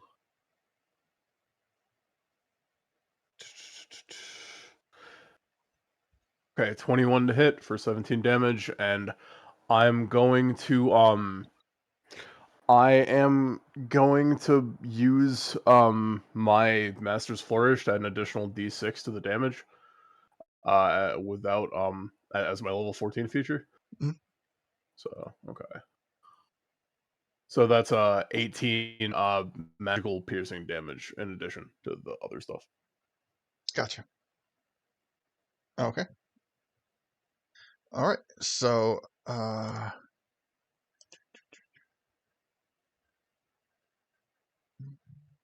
That does end my turn, sorry. gotcha. All So right. if I have multi-attack, can I do 2 athletics checks? Technically, you're allowed to do that if you're like grappling something. You can replace any attack with an athletics check to grapple. You know what? Usually. Yeah, go for it.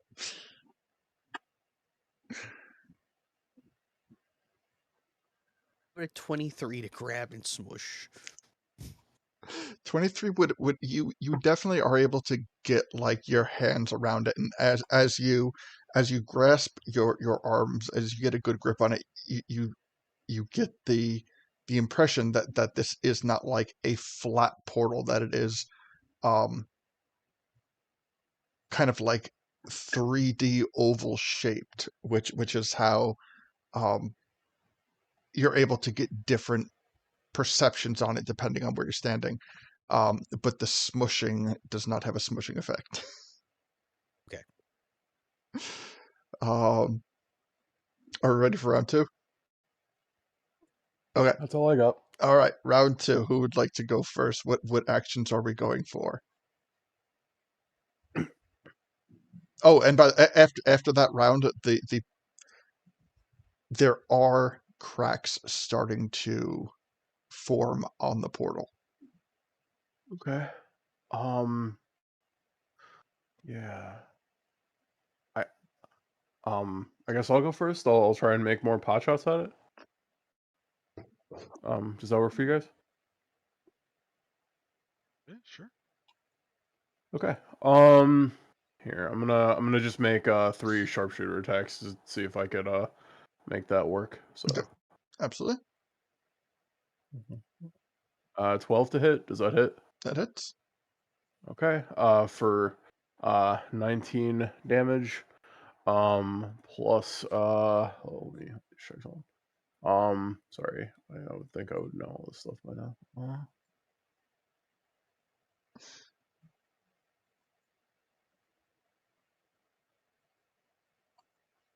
Okay. Yeah. Yeah, I'll just I'll use my defensive flourish again, but yeah, so for another d6. So that's 20 damage for the first one. All right, the next one's a 15 for 21 damage. Then the next one's a 22 for 19 damage. So 60 damage altogether. Okay. All right. And that Ends anything my else? turn. Okay. All right. And who would like to go next? I think I missed it. Did the fiend already try to dispel this thing? She did. It had Yes. no effect. Okay. Well, let's see if me swinging a flaming sword at it has no effect. All So, right. Let's see the attack roll. first swing.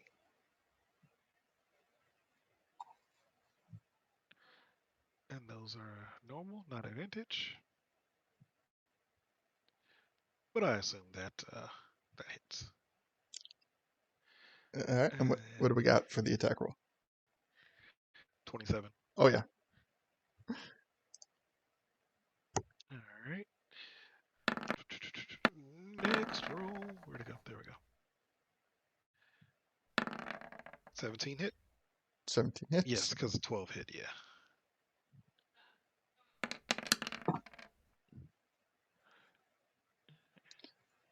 Third. Yeah, that definitely hits.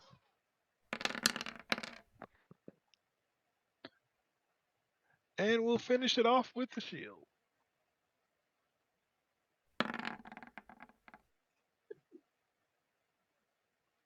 I'm assuming a 30 hits. 30 does hit. Oh Definitely. my. For 7 more points of damage. And that's all I got.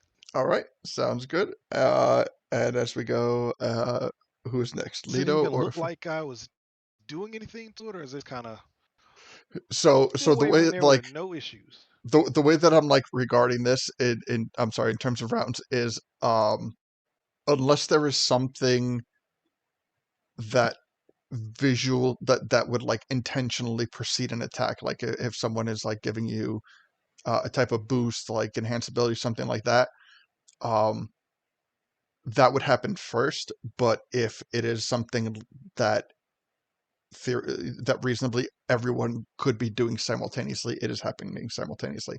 Like for example, like right now in the second round, like you and Deacon are attacking simultaneously.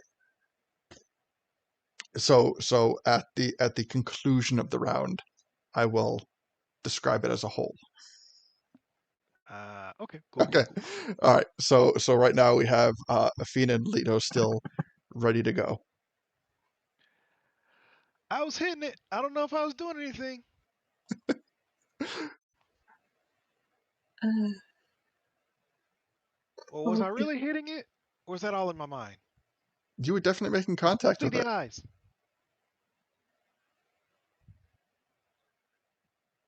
They're following me. All right. I'm sorry, Athena. What did you say you were doing? I'm going to try something weird because there's really not much I can do to it. If I use a spell that targets a creature and I target one of the creatures, well, I'd like to target one of the creatures on the other side of the portal. Okay. Attempting to target the And creature, like attempting to cast the spell through the portal and attack at least one of the creatures. yes, but what I'm hoping to do is that the portal will block the spell and just do damage to the portal. Okay. So And what is the spell? a sacred flame. Okay. So you're like standing in front of the portal with reasonably those things like in line of the spell. Mhm. Okay. Um. Okay. Um.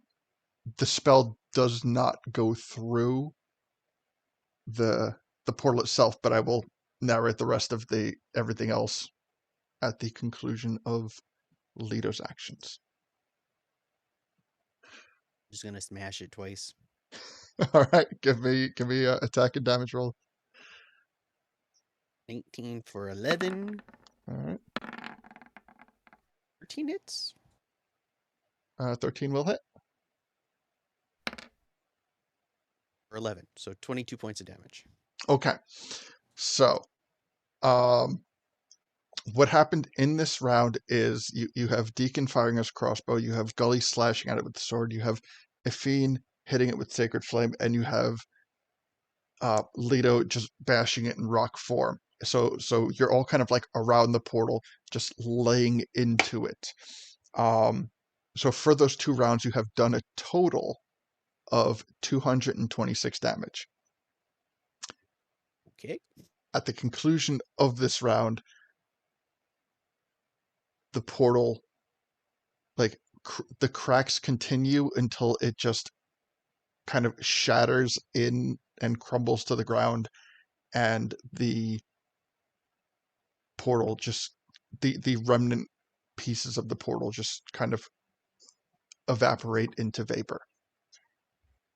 So Yay! you have I'm going to word it as you have done a total of 226 points of damage to this portal. We passed the DPS check, boys. We And killed the boss. and all of your damaging actions took effect. So the sword, the crossbow, the pounding, and the sacred flame all had effects on this portal. All right. So the portal has been destroyed. Nothing else can come through it, but you still have these other enemies that have come through that are now still strewn about on the battlefield. What would you like to do?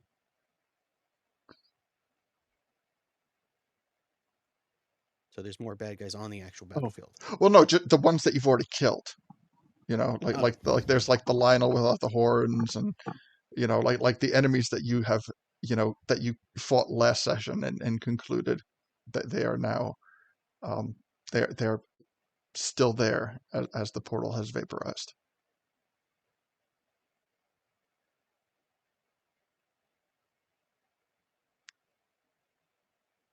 I'm going to switch That's right. back being me. All right. That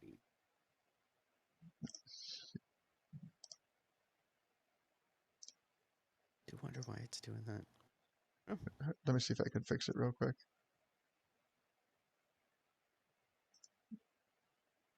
All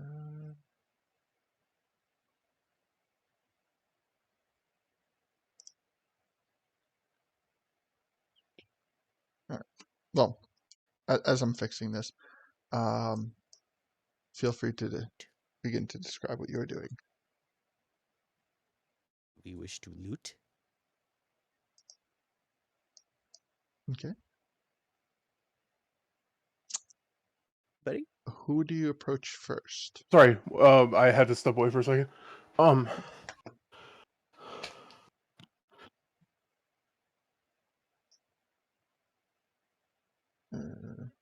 Going to the golden guy.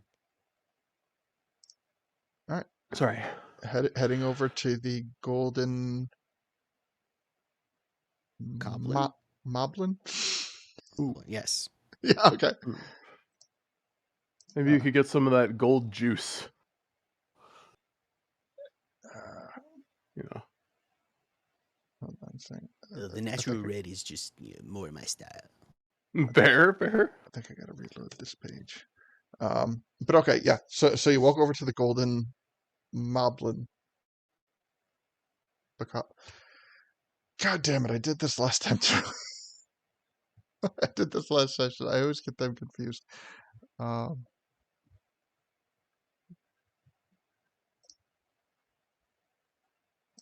on, I confuse acting all funny. Moblin are the big fat ones, but goblins are the more skinny ones. That's how I always remember it. I'm freezing up a little bit. I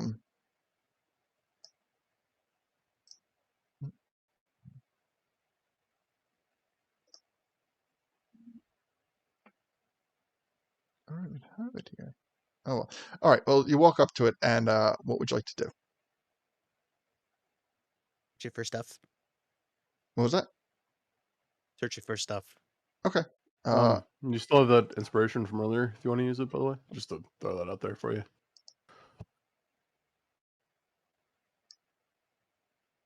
A second. I think I gotta completely reload my my GM page. But yeah, still. All right. So what are you searching for?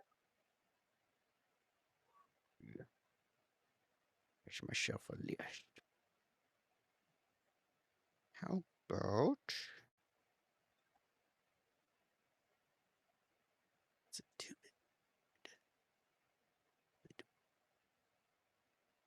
Harm. Circle it blasting. Give me a roll. Yeah. Investigation.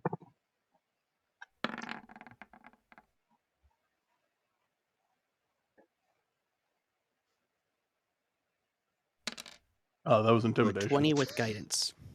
That was intimidation, not investigation. Oh. Oh. Brain's not working. There. So a 27 then. Okay. So With guidance. the moment you start to search through its body, it starts to devolve into this wet, earthy type substance, and then turns into a gooey type substance, and then just melts into the dirt. As you look around at the other enemies on the field, they too do the same thing.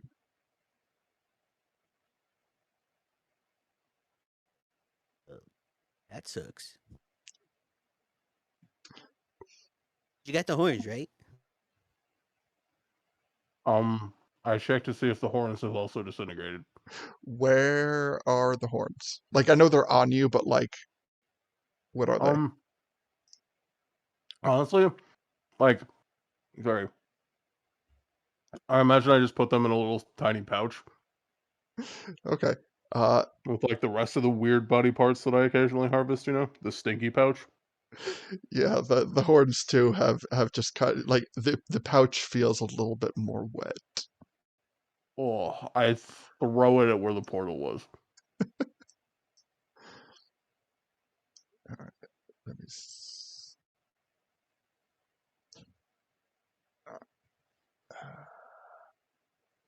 Nice. Okay, Also so Oh wait, terrifying. maybe that's what it was. I don't know. Hold on. Does that work better? I'm still trying to fix your token. I'm sorry. that works. Move them. That works okay. So All right. So yeah, a little just bit kind of better like now that I blew some stuff up. yeah. Good to Oh, hear, bro. Alright, Oh, Decoon. Hmm. Interesting look. Oh, thanks. Remember that Ganon ring? Turns out I thought I Yes. had it still. Turns out I don't. I have a different one. It made me red when I put it on. It was kind of cool. But you also I have hope. the sword. Yeah, I got that wooden sword. I thought of you in a time when I needed it the most, and I heard your little voice inside of my head saying, "Deekun, don't forget about the wooden sword." And then I remembered. You do have those mental powers every once in a while. Mm-hmm. So Let me appreciate it. we have step Um. 1 of destroying the ring. Mm-hmm. We have step 2 of going to see, I guess, the water temple. And All right, buddy. I guess you guys get what you were supposed to from Ro. Yeah, he gave it over. So here's the question. Mm-hmm. The sword has to be used to destroy it. You guys don't want me to touch the sword. Mm. No, no, no. We don't want that. So I'm okay with, not breaking it and then my sister can live forever. Maybe when she's good again. Yeah, but wouldn't the monster also live forever that's currently possessing your sister? Yes, but if I can save my sister, then she's immortal. As long as she has that. Well, like, are you thinking about trying to like a resurrection or something? Wondering if she her brother that she doesn't even know she has. Mhm. Maybe I don't know. I'm gonna fly by the seat of my pants if I wore them. Mhm. I'd like to try and save her before totally killing her, because maybe she is like being possessed. Understandable. Um. Okay. Uh. Maybe we can get an identify spell off if we're lucky or something. Hmm. Well, this is one of the things that I never thought about. You can identify, right? Yeah, Have you ever actually done it on any of the other phylactery things? that's true. That's a good point. There's a Um. loophole. True. Um. Yeah. I guess that's a good point. Also. Um. I potentially use my other um meta magic that I picked up from that feat for like the first time ever. Um, Yeah. which is just that I explained to Toledo that the other meta magic I have is distance spell, which lets me cast a touch spell as if it had a range of 30 feet. Okay. So if we could stay within 30 feet of her for 1 whole minute, I could potentially tell you what spells are affecting her or aren't, which means like if there is any mind control spell we can break, I could know about it as long as we could hold her for a minute and not die or break my concentration. Well, if I do what I just did with the rocks, I could Mhm. probably grab her, or only when he's really big, grab her, Um yeah, I mean just hold honestly, on to her. yeah, she's pretty strong though, I got to warn you. Just to warn you. So we'll definitely need to come prepared once we go in there. Um I'm not saying it's not possible, I'm just letting you know. Um like I said, is there a way I can communicate that she did more damage than even my crossbows per like hit? Um, yeah, Like, Say that, I would understand it. I'm like, holy crap. yeah, I feel like that makes sense. I feel like that's literally like sensible enough. Like, she can hit harder than even my carefully aimed crossbows. Like, I feel like that kind of makes enough sense. yeah, I think Okay. that definitely Deacon could convey that thought. Yeah. Absolutely. Like, So yeah, yeah, I mean, yeah, that type of wording would absolutely be completely in character. thanks. So I think we should just go there just to see what we're looking at the temple wise. See if Mhm, there's like any malicious. You guys had a guy that was in the temple hiding. Maybe they found another way in on this one too. that's very true. Yeah, I'd be interested in that. Plus, we're there instead of standing in the field in front of Castletown that I want to rain fire down on. Understandable. Yeah. Do you guys want to teleport there now? What time of day Yes. is it, incidentally? We, I think we start. Start crack of dawn, pretty much. Yeah, pretty much. I would say late afternoon. Afternoonish. Like, I mean, we still have uh a good number of hours. Like if I remember correctly, like we pretty much started off with like breakfast and this and yeah. So Yeah, yeah. like mid to late, mid afternoon. Okay. Okay. Did we get anything that isn't teleporting me into the blacksmith's house? I can't remember. Or the forge, as it were. Um, Well, I have the piece of wood from the inn Oh, where I perfect. We picked could up do her that. blood. uh, Oh, There you go. yeah, that's perfect, actually. Do you mind if we use that? You can have that. You can't have the blood. Understandable, understandable. Okay, perfect. Yeah, I'll let you hold on to that just in case it reacts with the blood somehow, but I can touch it and then I'll teleport us with it. Okay. I mean, Um, you do have the runes, right? Yeah, we have the yeah. runes. Well, I guess that's true. I assumed it would just teleport us into where Impa was standing for some reason. I guess that's true. Want the Oh, I rune? appreciate it. Here is Yeah, the rune from the bag that I've been holding. Yeah, I mean, Perfect. like, Rune. yeah, with the runes, like you've come in like possession of the runes, but the runes have like a specific point in place where they're from. That's true. Yeah, okay. But Yeah, and this would also be within like your well of knowledge, so, which is why I That's feel free to true. point it out. I appreciate it. Yeah, okay. Screw it. I'll teleport us with the runes so we can go straight to the falls. Does that work for you guys? Or did you want to swing by anything in town? No, that's good for me. All Yo, right, falls it is. also, Runes. I also had a big brain moment while I was fighting killing stuff. I Mm-hmm. think I have a name for our group. Oh yeah. Ready? Mm-hmm. The Tri-Enforcers. We're trying to enforce, Cute. but it's also secondary for like Triforce, Tri-Enforcers. That cute. You like that. Especially now that yeah. Especially now that I have his like fancy sword. Makes me feel more in line with the whole Triforce thing. Also, Gully, you're feeling okay with it, like resting on your chest, right? Yeah, it's nice and warm. Okay. Mm-hmm. Making sure, don't want you to be like, it's burning a hole through my chest, and now I have the Triforce stuck inside of my body. No, no, no, not yet. It seems to be, just keeping me nice and toasty. Nice. Okay. All right, Dozor's domain. so Mhm. porting. Yeah, I teleport us to the where the runes are. All right. So this being the Hmm. the only background I have for Sora's domain, We're but playing cards. Fair. yeah,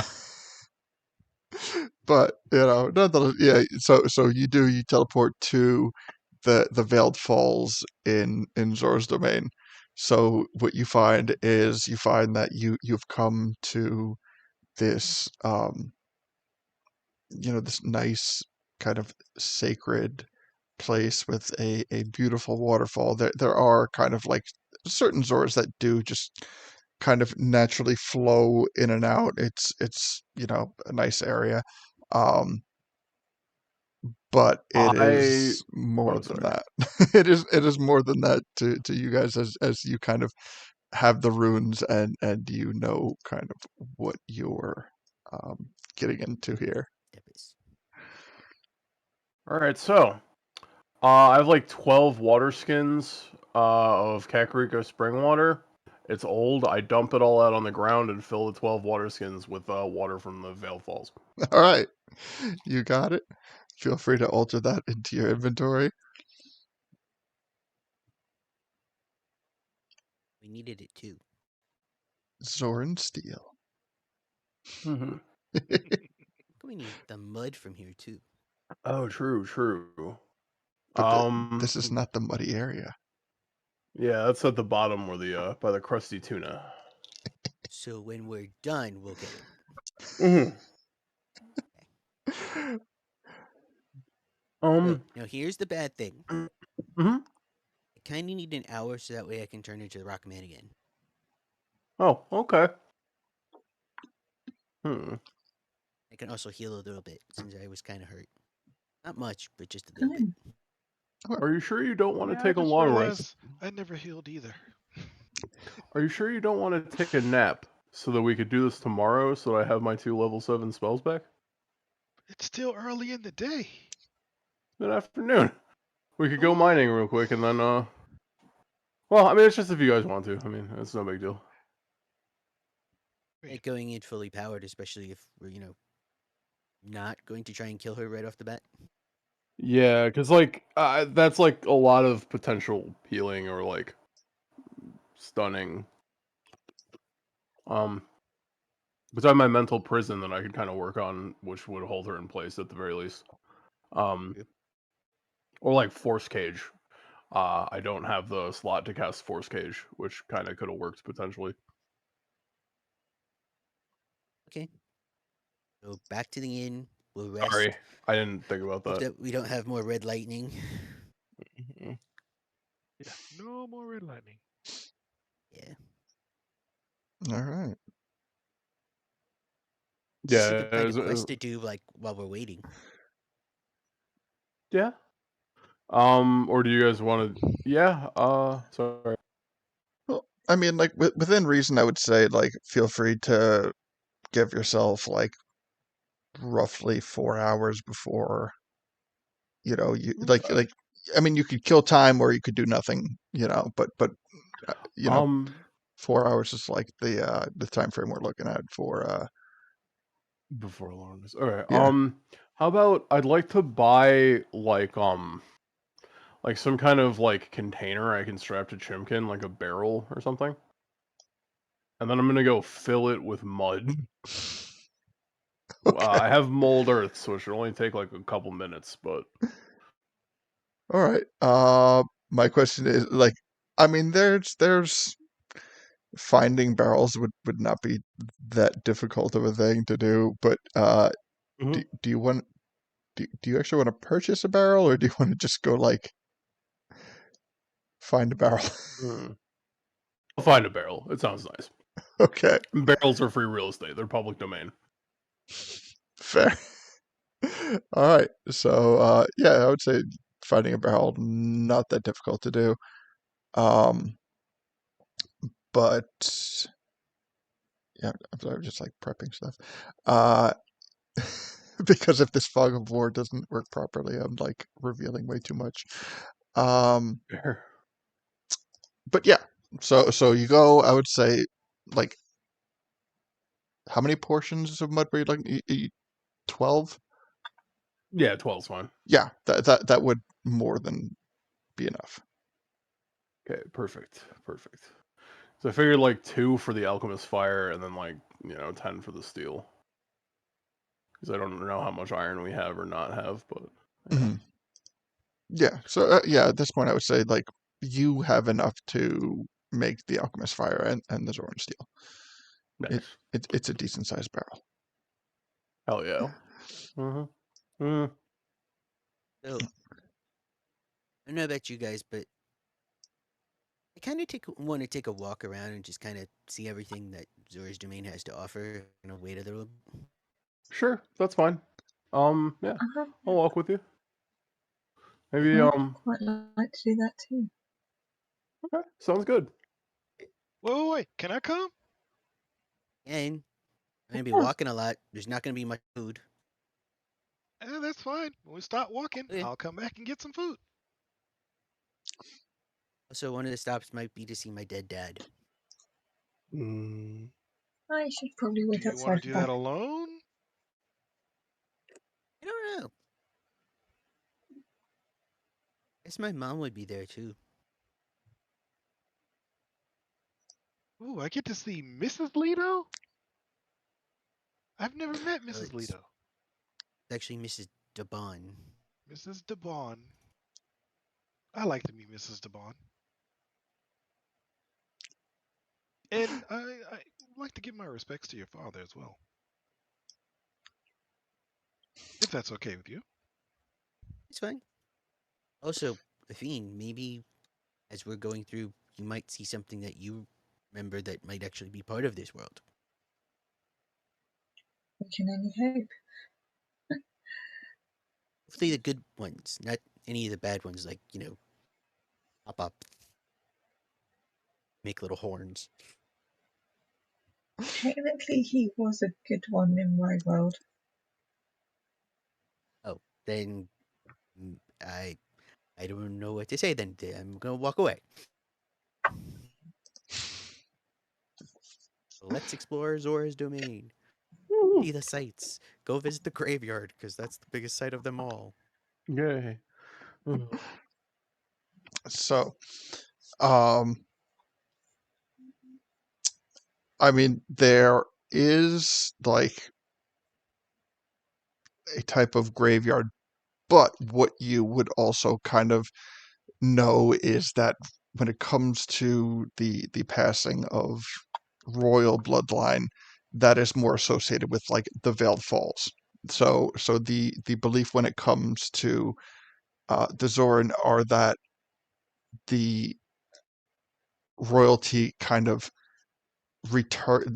Royalty is like an extension of the like the mysticism that comes with the falls.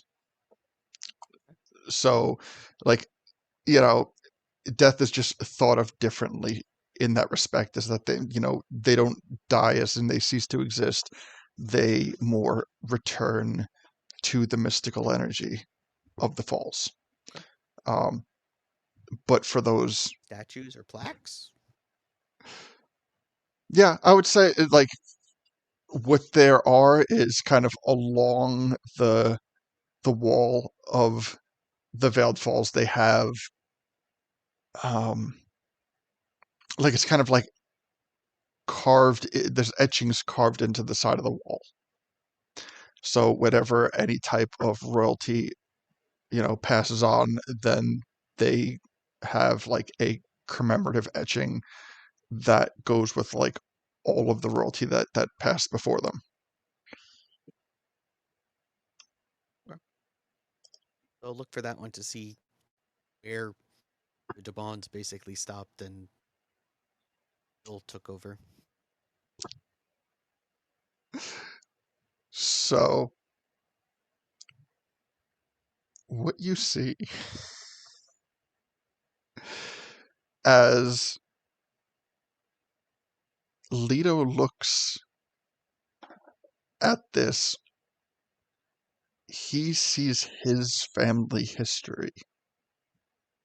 When Efine looks at it, looking in the same area, she sees her family history. So as Leto's like standing there and he's trying to like explain, like, this was my, father, this was my great grandfather, this was the story about, Efine's kind of looking at him a little peculiar, in a peculiar way, because she sees hers.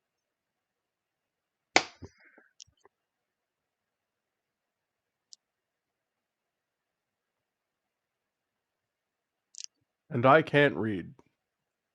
Sorry. Not yet. I'm working on Levity. it. Levity. So, what do I see? So what you see And does as the helm See, of comprehend languages like affected in a weird way at all? so what someone who is not of royal lineage would see is the foremost situation, like the foremost plaque. You see the most recently deceased king, which physically, if I'm not mistaken, is very much, I believe there are similarities between the most recent king for Afine and the most recent king for Leto. And everything that is beyond that is very kind of like water, like washed over and muted to the point where if you squint really hard, you can see what they're talking about. Like if Leto's like, well, this is my ancestor that, you know, here's a picture of him and riding on top of Jabu Jabu. You're like, and you squint at it, you're like, yeah, I can kind of see it. But if like a fiend were to describe it, the same squinting would yield a different thing, but without any type of provocation and without, you know, Zoran history knowledge, you would have a hard time making anything out. Ah, okay. I must admit, guys, it's very interesting, but it's kind of giving me a headache to look at this. Tell you what, I'll just close my eyes and listen. Okay. So see your family and I see my family.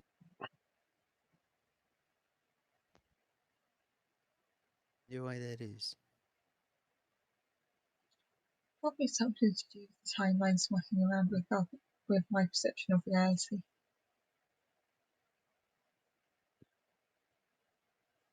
it's supposed to be, like the best of everything is here, which means how is there two?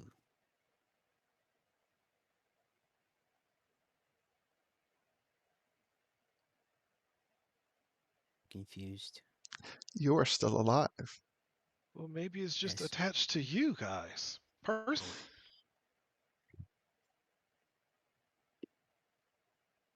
So what does it say about Princess Rudo though? Is it showing up on both of them or just mine?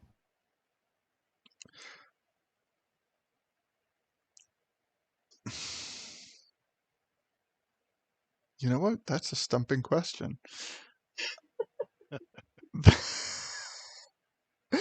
All right. So for that, the way I would word it is, since Princess Rudo is from your timeline and she is currently existing in the post Cataclysm um, universe, that like the effect that Gully has when he looks at it would be similar to like the effect of a fiend. Like if you the more thoroughly you describe it, the more a fiend is going to see it, but without that description, she would have a hard time seeing it.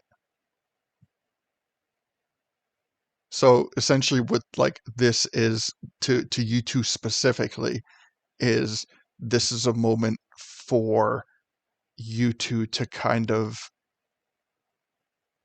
acknowledge the validity of both of your timelines because there is such a direct conflict in what is right, because in reality you're both right. You both had your existences in your timelines. And you know what? Both of you give me an arcana check.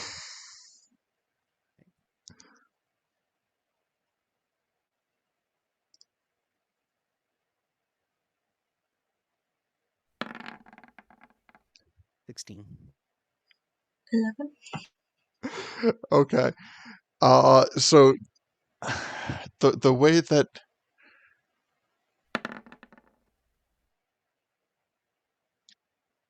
the conclusion that Lita would come to would be that there is a certain amount of contention, not necessarily between you and a fiend, but as a result of what happened because of both of you existing.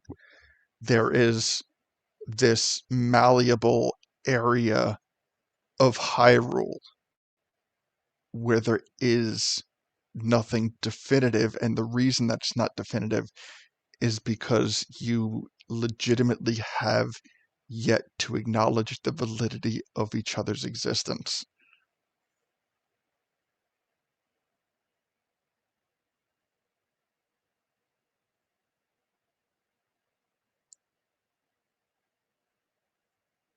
So does that mean both Rudo and Afine are my sisters? Does it? That's what you need to figure out.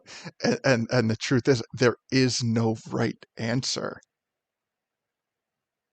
because in order for that to become a more permanent thing, you both need to come to the same conclusion. You both need to be on the same page. You both need to accept the same reality, not just the one that you're in, but also what has happened in the past.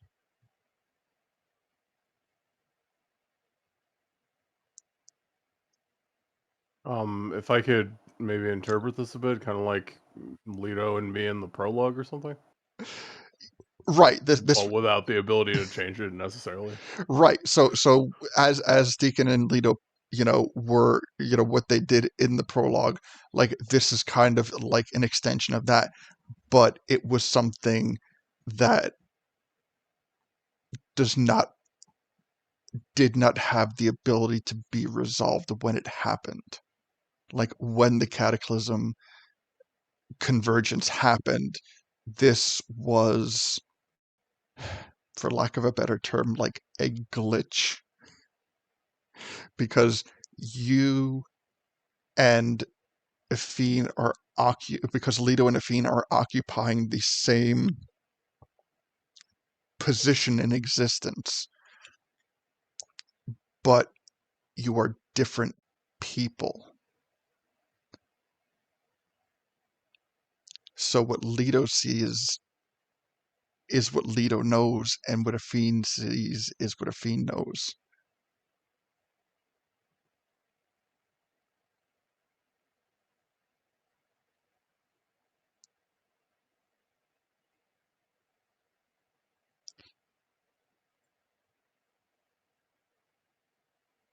Now, this is not something you need to resolve in this very moment, but it A is lot to think something. about.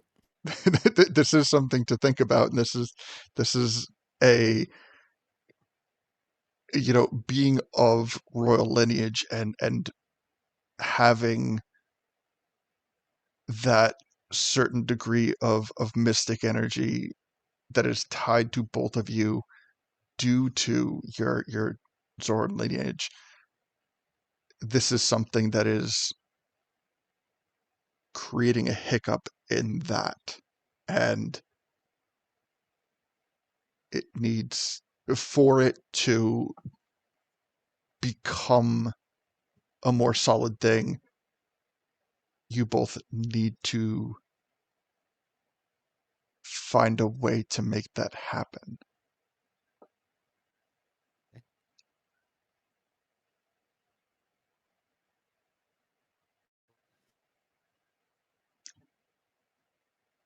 So, is there anybody else in the pool besides us? You Other see people? a couple people kind of straggling in and out, but um kind of as time passes, especially since you just kind of magically appeared there, you did kind of cause most of the There's people some people. to be like, I think we're going to come back later. Like it's a magical place, but generally, parties like this don't just appear and be like, boom.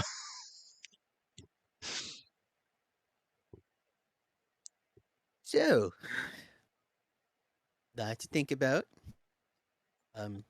Next stop on the Yeah, tour.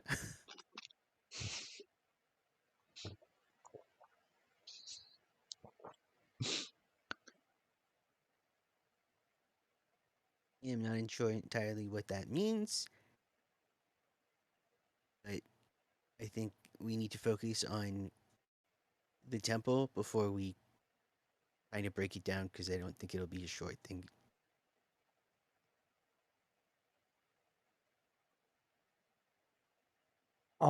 Sound pretty complicated. Yeah. I get what you mean. Probably better to focus on Temple for now. Um, hmm.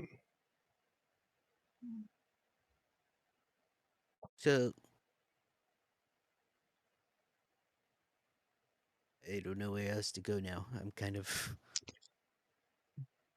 wander around, go back to the um, bar. I can think of one place, Okay, but this is going to sound like a really odd request. I heard Can half of mine. can you three go there and can I tell you where my mother lived and you three go there, see if you find her, and if she remembers me. If she doesn't, just tell me you can find her, or if you Okay. can't find her. Yeah, please. Ah, Deacon nods slowly. That You have that good anything idea. you want us to take with us? Just be like, you remember this. It's like a teddy bear or a signed picture or something like that. Effine is going to take off her necklace and braces and hand them over. Okay. She made these. Hmm. Should do it. So are we looking for a good ending or just a she knows who you are ending? If she remembers who I am, please let me know. If she doesn't, I don't want to know. Okay. So Thank you. we'll meet you back at the bar, the tavern. Or do you want to stay here? I'll meet you back at the tavern if that's okay. Okay. Thank you. So Sure. fact-finding mission, guys. I hope we can help you, Athene. Don't worry if you can't. You know, it's So your mom's not on the plaque then?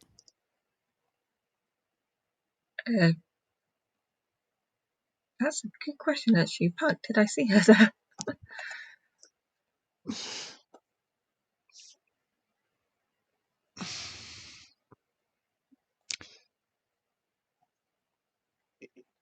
Yeah.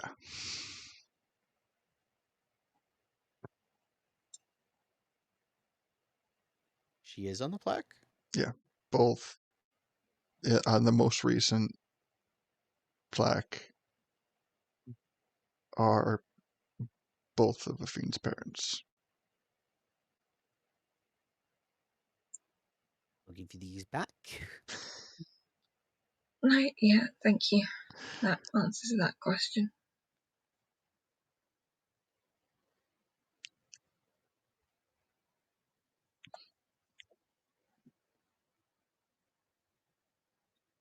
I'm just gonna go for a walk, you guys. I'll see you later. Yeah. see you.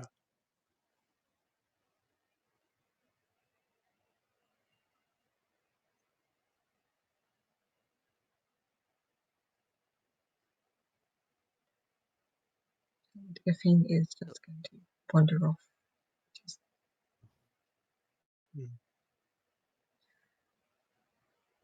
All right. I feel like doing something fun. Is We've had nothing but horrible stuff happen since we got here. So there's like this giant fall that you can jump off, and it Ooh, goes into the big pool underneath. And nice. since this morning I put water breathing on everybody, you guys can do it even in your armor and whatnot. Nice. Well, that does sound like fun. Might be a game attached. I don't know about that, but it's a really giant waterfall. We jumped off of it. Just chill for a while since. All right, Like, let's go. Yeah. All right. So you're talking about like going to the top of the Veiled Falls? yes, and then jumping off into the pool below. Okay. Cannonball! My time, we fought a silver Lionel up here. Unless there's a silver Lionel up here that we have to fight. Oh, please, yes. So how are you gonna get to the top of the falls? It's an excellent question. Uh, Chimkin! I can probably dive up the falls. Maybe? Yes. Yes, you could. Right. I also thought there was like a pathway up. It's like a couple hours walk, though, I think, isn't it? It's a trek. It's a trek.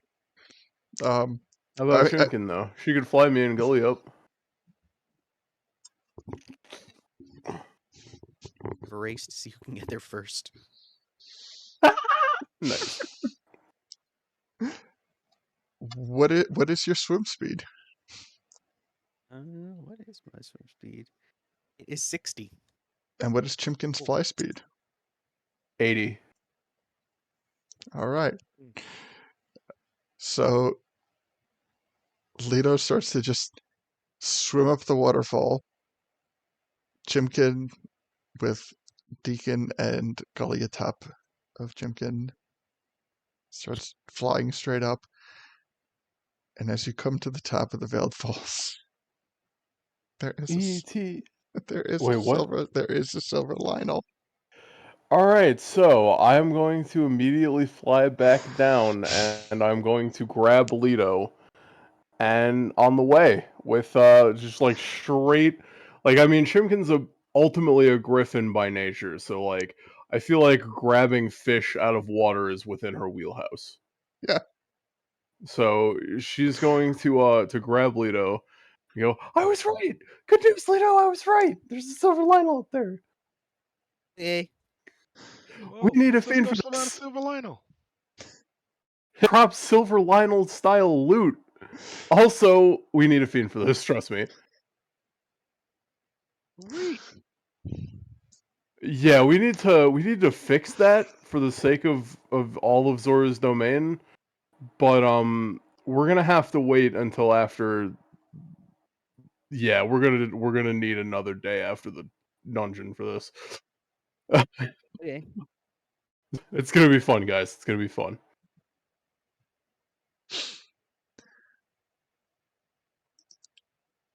So you're not approaching the silver Lionel.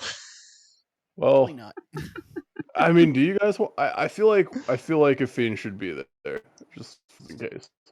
So, Yeah, let's go scoop up a fiend. If she's feeling like I'm feeling, you might want to let her let loose some. We might have to do it another time since I think she wants to be alone right now. yeah, I think she's kind of on the wanting to be alone phase. That's what I Unless was she thinking. finds Maybe we do Norin. that after the dungeon. Ooh, maybe. That'd be nice. Hmm. Okay, so I know I'm not very smart, but did I like roughly see the direction Athene was heading off to? I mean, the Veiled Falls is really only one way in and out. That's an excellent point. Hmm. I was gonna call Norin and tell him to go visit Athene. I'm probably not gonna do that though. That's probably bad Oh, timing. I have one Oh. other idea that doesn't Mhm. involve water or Linos. Let's find Okay. a bookstore. Sounds nice. Hey, Gully, maybe they have magic scrolls for your book. Maybe. Let's go check it out. The Zoran Library or book repository, wherever we can buy some books. Okay.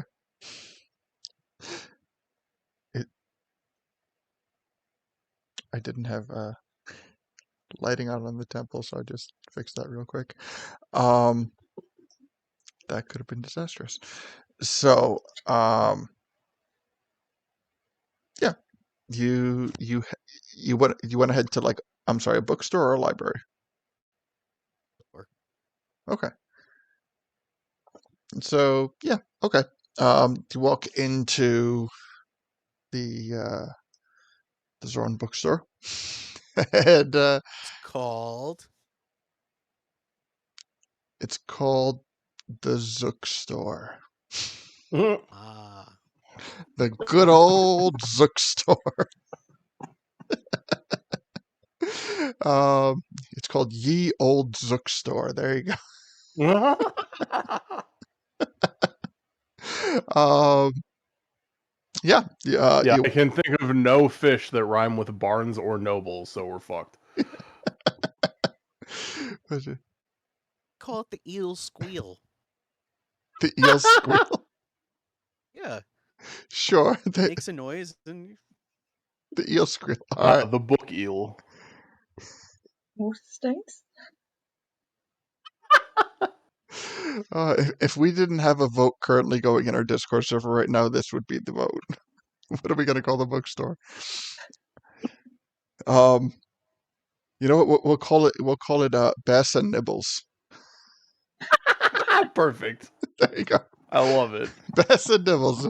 So you walk in to Bass and Nibbles, and and you find um this very um androgynous Zora who is very has a very petite frame and is dressed in khakis and flannel and has really thick, wide-rimmed glasses. Perfect. All right. You walk in and they're like, "Welcome to Bass and Bibble. Can I help you find anything today?" Bass and Nibble. Yes. Yes. Bunch of stuff. I'll let you guys go first because I have 2 books I'm looking for.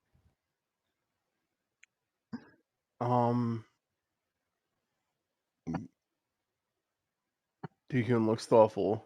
Goes, we would like to see your magiciest scrolls, please. Or other spell books you might have.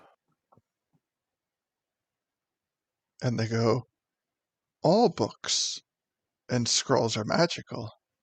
They take you to fantastical places that you may have never gone without them." I just stare at him. At who? Oh, yeah. Go fuck yourself. I stare at them. The one time you don't ever ask their name. I'm waiting for their name. Well, nobody asked. And you are? Chris. I'm not going to ask. And your I'm name Chris. is? Chris. Yes. Okay, Chris. They're looking for magic scrolls like the ones that you cast spells out of. Let me guess. All books are spells because they are perfectly enthralling and capture your attention. Well, not I leave. all of them. Chris, and I druidcraft. I'm looking for something that'll do something like that. Make magic happen. By using words. And the scroll explodes or just a fire or something. I don't know. Chris just Quite expensive half the time. Chris looks at Wizards. you in Sorcerers, druids, some rogues, some warlocks. Lots of different professions can read that. Except for like barbarians. you do know this is a bookstore. Oh, you could have had magic books. Bookstores have scrolls. Yeah. No scrolls, just books.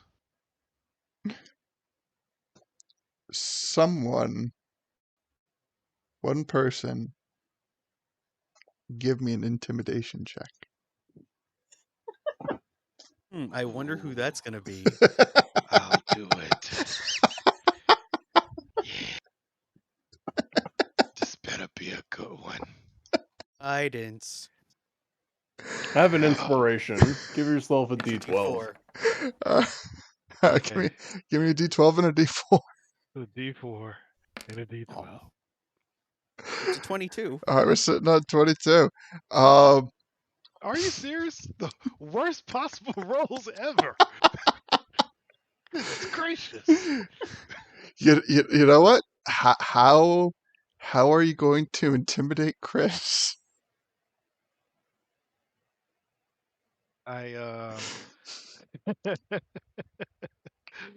Well, usually it's part of an attack, but instead of an attack, I will actually just kind of smack my hands together, and he'll see. Now I'm spinning some flaming shackles. He's like, all right.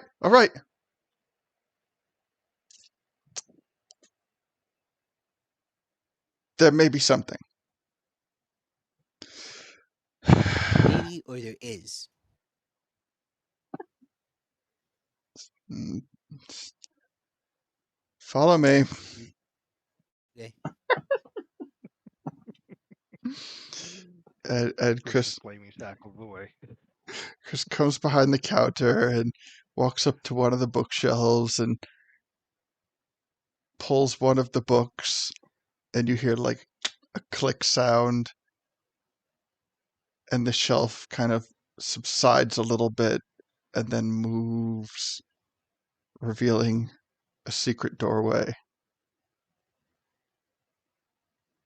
And they grab a torch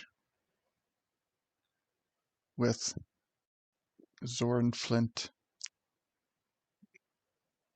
and ask you to follow me this way.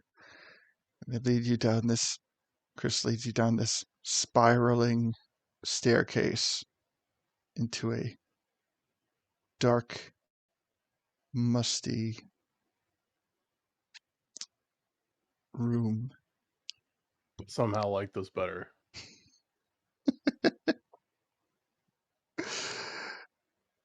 And It's threatening. There are less written words. as you get to the bottom of the spiral staircase, there's this old rickety wooden door. And Chris opens it up with this heavy door with this very loud creak to it. And inside you can see that there are 3 We're about to get the scrolls.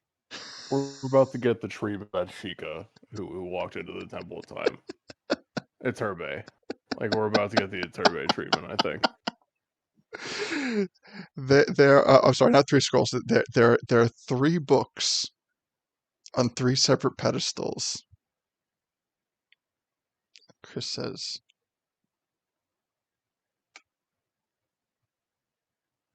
only one of these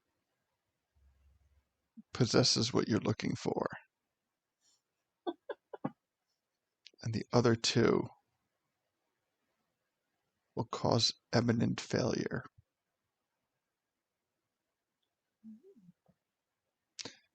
Choose wisely.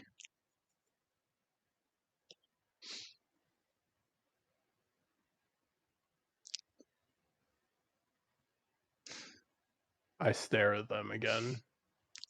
Perception check to see Check to see what? which ones have been picked up the most. That way we can rule out that's probably not it. Okay. So, in terms of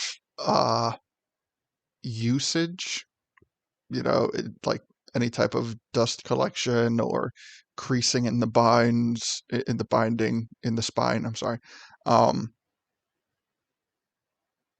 All 3 look pretty much identical.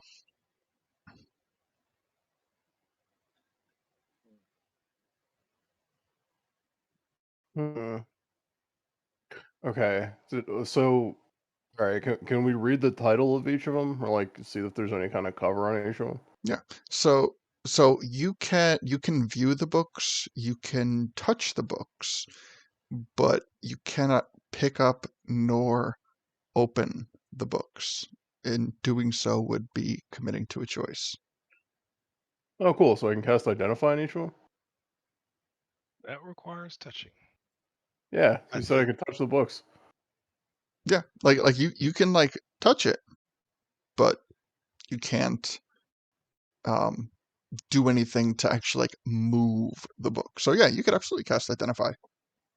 Yeah, at second level each, I will cast Identify on each of the books to see if there are any spells or other magical effects affecting them. Okay. No, not on any of the books. Interesting. I wonder what the imminent failure is, though. I guess that just means the spells don't work. Is Chris still in the room with us? Yes. In fact, like Chris is standing like towards the back of the room, and the only thing that you can see is like the flickering from like the Zoran Flint torch of Chris's face, and um without any further checks, I'll say he looks like he's an ass. Like he looks like he's enjoying this. So, we're not allowed to touch them. You can touch Well, we're them, allowed to touch them. We can't do disturb anything them. to them. You cannot disturb them. I'll word it that way. You cannot disturb them. What do you mean by disturb? Like Pick it up opening them or means picking you're them up. selecting it. Yeah, like think of it like Indiana Jones, like, So you know. as long as we don't pick it up, Mhm. okay. So identify didn't detect anything. Well, oh, can I just detect magic on them? They all, like, the books themselves all indicate that, how can I word this? Like, the books themselves each have a magical aura in the sense, like one would not indicate um that like one is magical with spells while the other two's not. Um Gotcha. yeah, like I'll kind of like word it that way. Okay. I have an Hmm. idea. What's your idea? Chris, can I borrow your torch? No, Okay. it's dark in here. So yes, I literally give it right back. I just need to use it for a second. Are you going to burn the books? Yes. 'Cause then I, logically, you're I gonna be like, no, don't burn that one, because that one's actually good, and then we'll know which one it is. I didn't take you down here so you could set fire to the books. You took us down here to find the good book, and the good way of doing that is to set them on fire. So you're implying that they're not all good books. Who said that? No, I said all books are good. I said all books are magical. I said they take you away to fantastical places that you may have never gone otherwise. And you also said two of the books here are going to be bad, and one is going to be good. Okay, so they'll lead to eminent failure. Yes, eminent failure. That doesn't necessarily mean bad. Eminent failure simply means I know what your objective is, and there's only a 33% chance of success. Yes, And we can failure make it. is bad. Yes, Failure is not necessarily bad. I mean, read a book. There's plenty of times when, fine. you know, quote unquote bad Fine, fine, things fine, fine. happen that led to good things. Guys, there's a simple way to do this. Ali pick one, I'll pick one, and Deku and you pick the other one. Yeah, there's three of us, three So books. if two of them are bad, we'll just get rid of them and then keep the one that's good. Simple enough. How All will you right, know on if the they're count of bad? three. One, two. We'll All do right. it. We'll do it. Wait, We'll do how it. will you know if they're bad? We'll Oh, open them and read them once we take them. Okay. Okay. So we have books on pedestals 1, 2, and 3. Where is everyone lining up to which pedestal? I'll take two. Oh, okay. I'll take one then. All right. I guess I'm number 3. Okay. So we have Lido, Gully, Deacon in 1, 2, 3. Lido, Gully, Deacon. Okay. Um. Everyone, give me a sleight of hand. Oh, jeez. Deacon, of course, is gonna blow this out of the It's water. gonna get a natural 1. I'm gonna use the inspiration from earlier. Okay. No, the inspiration. Dude, Nat 20, baby. for perspective, Use that. that's fucking incredible. I also love that your natural 20 is my natural 1. That's so messed up. We got 23, 27, 23, or 27, 23, 23. Oh, jeez. Wait. So after all that, Lido got the highest. Yes, I got Yeah. the highest. All right. So you all attempt to pick the books up at the same time, which is physically impossible. So the moment that um does this apply to sleight of hand, Deacon, or is it just pickpocketing? How do you know what I'm What? asking? Oh, well, Is it let me check my character sheet. okay? No, it's just a sleight of hand failure. Yeah. All right. Ah, nice. So Deacon very like overzealous attempts to pick up his book, and as he does, this booming voice echoes through the chamber. We were just talking about this. We literally were. And this voice goes, "Hey! This guy's trying to steal something over here. Everybody look at this guy. He's trying to steal something. Somebody call the guards." Oh, it's that. That's great.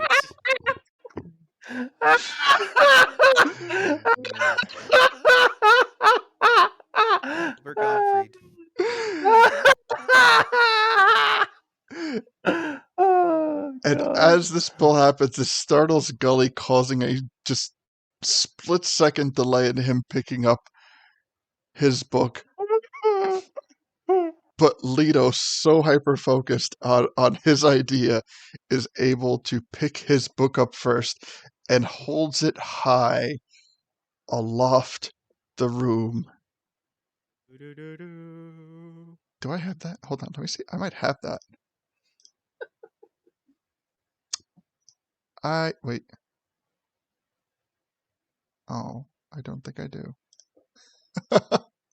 But yes, he goes do do do as Do-do-do-do-do-do-do-do-do-do-do. Got as a book. as this like radiant circle of light just kind of circles the tome as he holds it up, and then the room begins to shake, We're getting the hell out of here. and small bits of stone start to crumble and start to fall, first hitting like small collective puddles on the ground, and then Grab Decoon and start running up the stairs. you all start running up the. I assume everyone all starts running up the stairs as this thing just Pick Chris behind us so that way he stays there. completely Come back here. leaving Chris like behind. Quick. Does anybody shut the door behind you? In fact, It would be Gully second. So Gully, did you Does shut the Chris door? even look like he's attempting to leave as we're running? is that something you're gonna look for? Quick perception check. All right, give me a quick. Sure. Wait, I'm sorry. Okay, so consider Deacon is just like standing there because I didn't actually hear what you said happened because I was editing the soundboard so that I could do this. There we There we go. That's it. go. Anyway, sorry. Thank you, Deacon. I was editing that, so I didn't actually hear what you were saying. I'm sorry. So as the tower begins to crumble in on itself, Gully is now doing a quick check to see if Chris is following up the stairs. Gully has gotten a 22 on his perception, and he sees that Chris is not following you up the stairs. Yeah, neither is Deacon because he missed that the place was even falling apart for a second there. No, you got grabbed by Leto. Oh, okay. Yeah. Yeah, I grabbed you. Whee! Later just tucked you under his armpit like a football and just started bucking it up the Mhm. stairs. Thank you. But- So with that perception So are the check, other? if I see Sorry. that he's not attempting to leave, I stop running and I just start walking. Okay. Are the other books like locked down to the pedestals or something, or did they like disappear or something? You were unable to pull the books off the pedestal. Okay. Because Leto was the highest sleight of hand, he was the first Gotcha. person to pull, and nothing else pulled off. Makes sense. All right. So so Gully now with a lesser sense of urgency, is any Afine, where are you in this situation? As Leto is now like running up the stairs with Deacon under his arm, and Gully is going up the stairs with less sense of urgency. Where's Afine in Oh, did this? you come back from your walk? Yeah, she probably hasn't come back from her moping around yet. Oh, I'm sorry. That's right. I apologize. It was like, It's okay. Okay, Athena's not present. Fiend's That's not right. made it back yet. Yeah. All right. So Gully, as you start to get like beyond the curvature of like where you saw the door in the bottom, you can hear that a cave in hits the door, and if you look back, you would see that there's just rubble and no access to the door, nor would you see Chris behind you.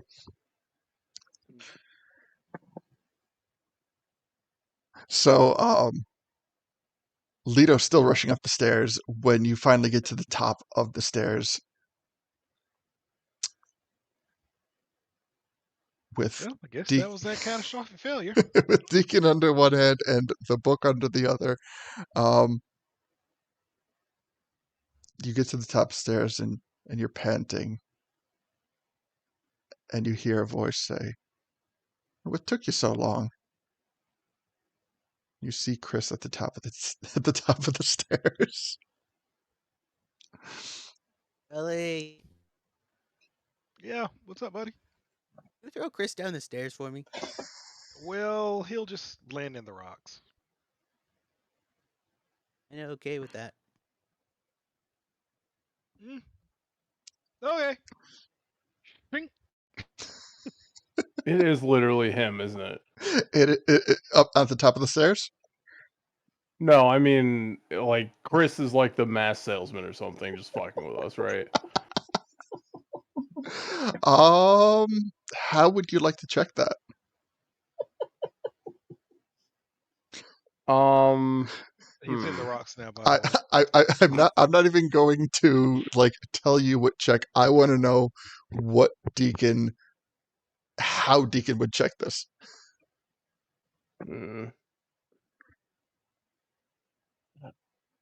I have a mask. Oh man. I just want to just like throw it at him, but I don't want to lose it. But he only takes them once they're augmented, so at least it's True. not augmented.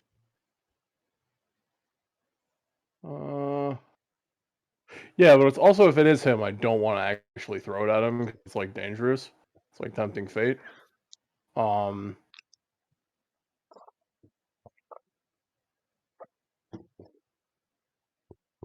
I'm checking my I'm checking my spells for like the most poetic justice I can give this guy.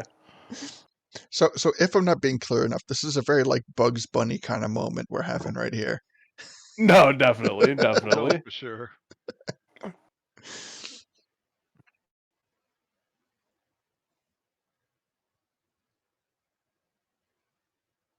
Deacon down and start looking through the book.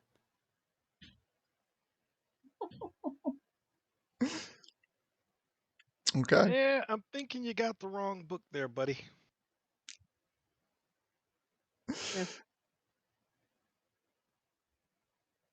So you open up the book, and How to Train Your Dragon.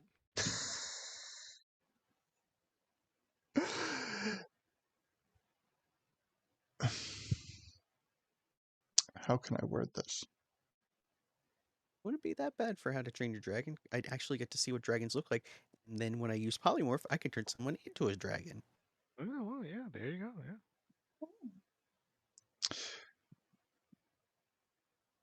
So as you turn back the cover, and you read the title page, the book states that it is the unabridged epic of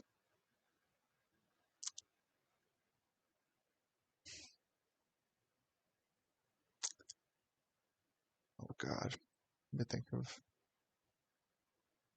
The unabridged epic of legendary warlock Gilbert Gottfried. Oh, sorry. I'm trying. You know what? I am not prepared for this name. So the unabridged epic of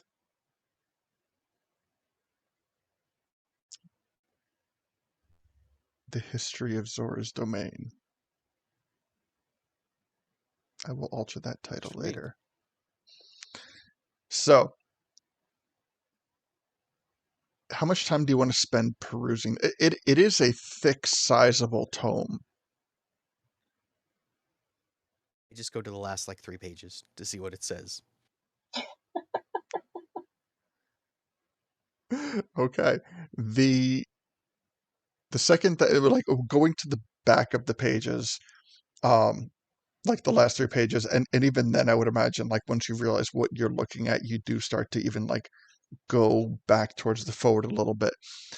That there are this isn't just a historical book, but the person who wrote this book was a very talented alchemist and magic caster. It is a very old book, and some of this stuff is very hard to read, but you can definitely make out some spells and some alchemical recipes. Really? Yeah, what's up? Think you might be able to find some spells in this. Beautiful. Awesome. Ah, you sure you don't want this? I really can't use spells from books. Mine's all up here. Ah, okay. Well, yeah, I'll definitely take it off your hands. Thank you. More than welcome.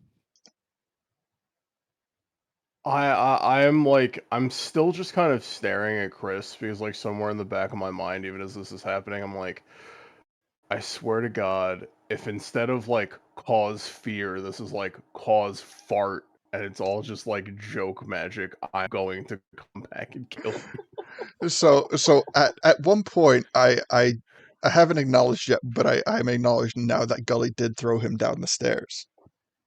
Oh, okay. So, Sorry. but Oh man. almost instantaneously as Gully like throws him down the stairs, and you can hear him like tumbling like head over foot down the stairs.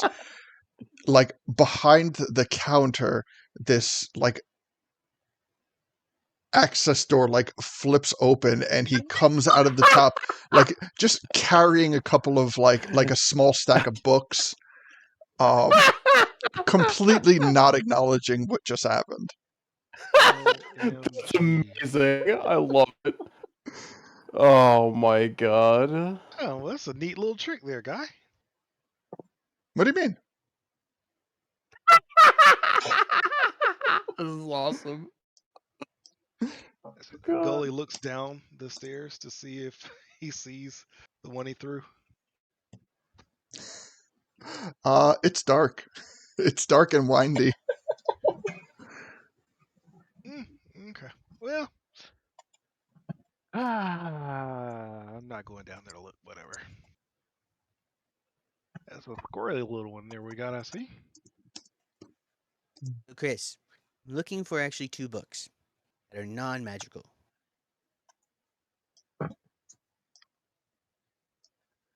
Maybe you could point Yes. me in the right directions of them. Perhaps. Okay. One is a book of uh, royalty here in Zora's domain, something like this house and this house and this house, and then like the past king and whatnot, like that. Books such as that are forbidden. That's why that's if you go over to the Veld Falls, that is the only documentation of royal lineage.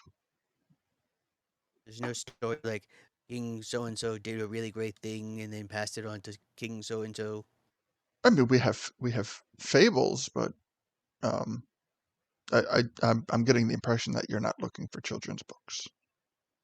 Actually, I am. Oh, okay.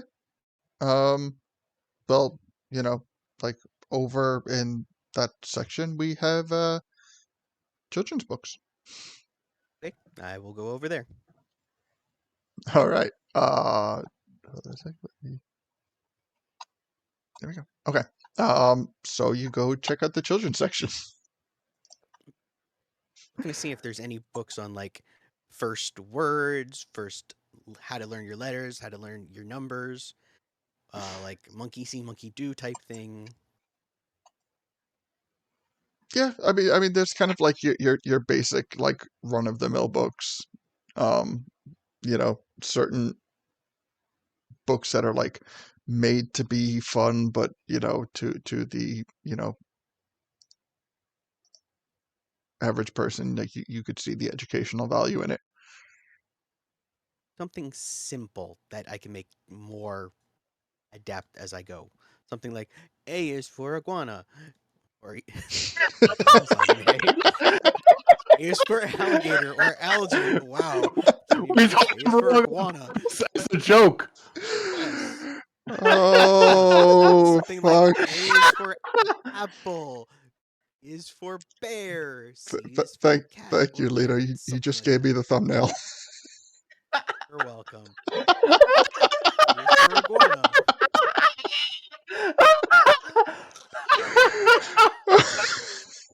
You know what? Whatever. He's not intelligent. He's wise.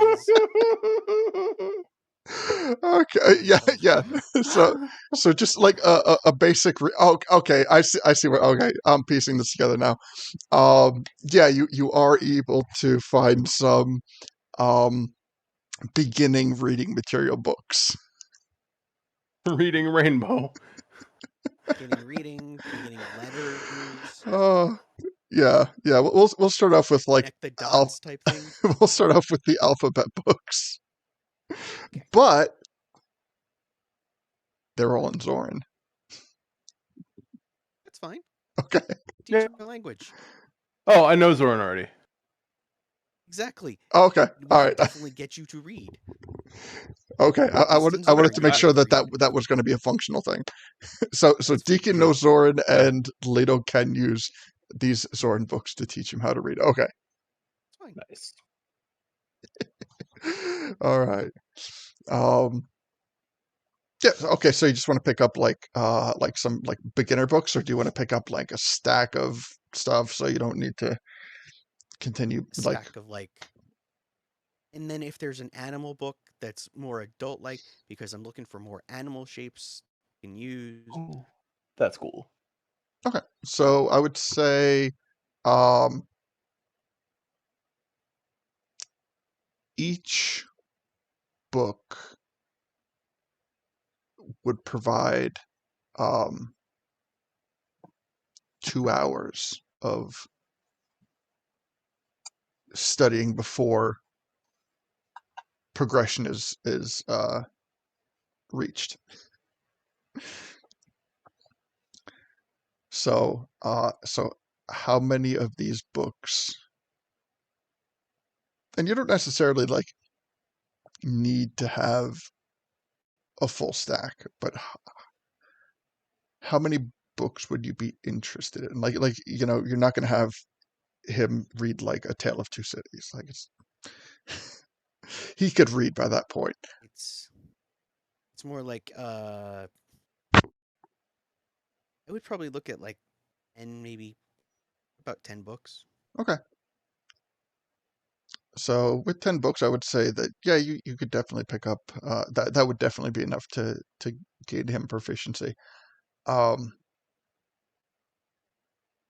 so you kind of take some time, cherry pick a good couple of books, and I would say they run about Make sure one of the books specifically has like C is for chimkin, like that specifically, just because I want it to be Perfect. like, even if it's a cuckoo, I'm going to erase or like scratch out and put chimkin. so Perfect.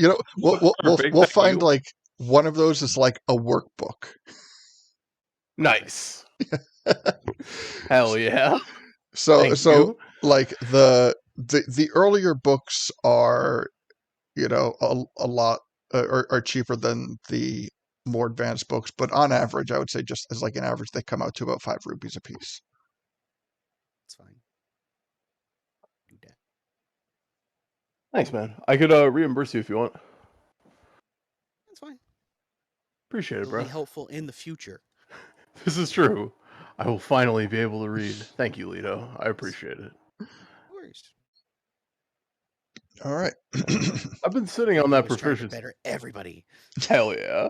I've been sitting on that I can speak Zora thing for like 5 years now. It has come up like twice.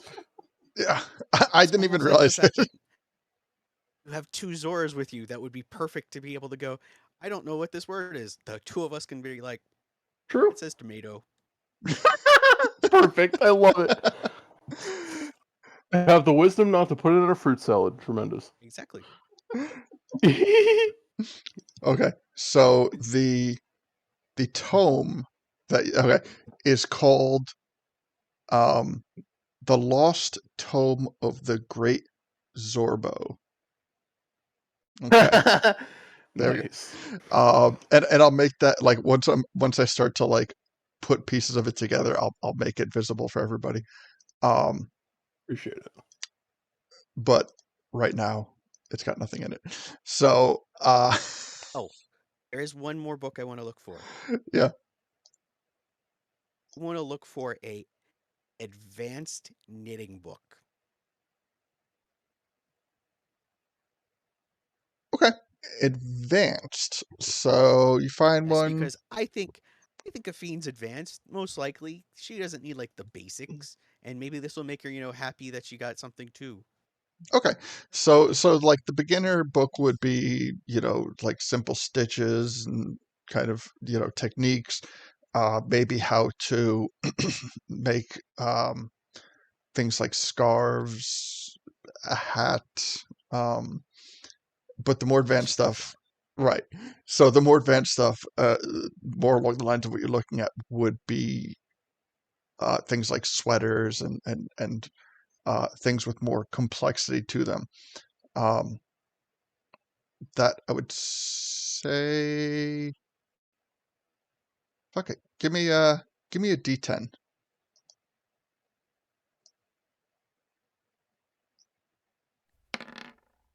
Okay, so you find a nice one for like 8 rupees. We'll get that too. All right, I'd actually like to look for a book myself. absolutely. What kind of A book? picture book specifically. I want one for origami. Okay, we talking like learning how to like just starting to learn. Um, Or are we do talking they like have paper in Kakariko? Like, uh-huh. logistically speaking? Because they have wood. I don't know if that means they make paper. I mean, it wouldn't be a far stretch. Nice. I don't know. I mean, I imagine like I'll take in a beginner book and an advanced book. I know a couple things in real life, so I don't know. I'll have him kind of like pick it up from the beginners. Um, I imagine he'd just be a natural because of his sleight of hand bonuses. Also, I figure take a beginner book for realism and then like an advanced book for later on when it gets interesting. Okay, so throw me a D4 and a D10. Oh, okay. Or I'm sorry, D6 and D10. 1 and 2. Nice. You find a clearance bin. Nice. 3 rupees for the lot, huh? Yeah, apparently origami is not huge in Zora's domain. Who knew? Valid. Yeah, it's almost like paper in the land of water isn't exactly a smart idea. I know. Who would have thought? Can I find some origami paper, perchance, or really any paper at all? Like, it doesn't have to be like special paper. I know how to make it with regular like printer paper, Yes, yeah, parchment of some persuasion. yeah, Of sure. And I don't even know how many pieces you're looking for. 20, I guess, like a book full, basically. Okay, so like a just like a notebook, just like a run of the mill notebook. Yeah, pretty much. Okay. I'm not going to look up what that costs, so I'll say 8. Perfect. Thanks. My computer's slow enough. I feel you. Yeah, so a removable page notebook is fine. Yeah. All right. And let's see, what else are we looking at? Anything else in the book paper store? Bass and Nibbles. Deacon, Mhm. want me to put that in the bag of holding since I don't want to get wet? That would be cool. Thank you. Put it all. I just added it anyway. I was like, that's the Perfect. best place to put it. Thanks.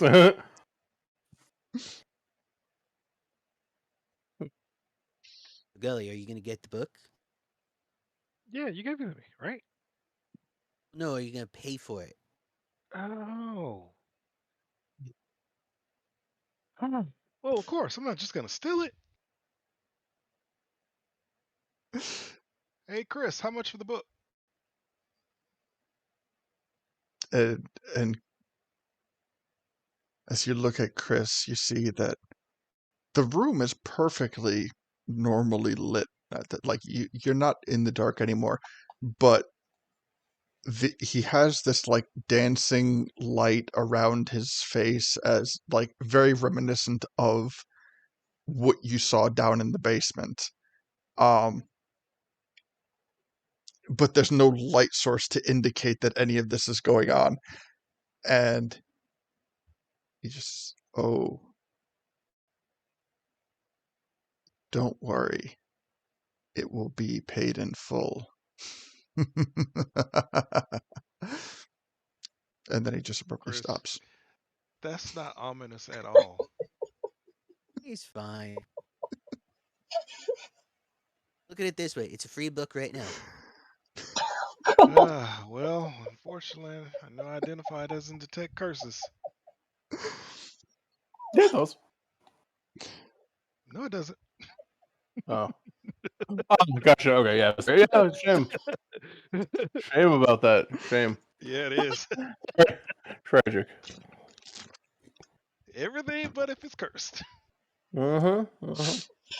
Uh-huh. All right. Okay, Well, so let's keep on our tour of Zora's domain.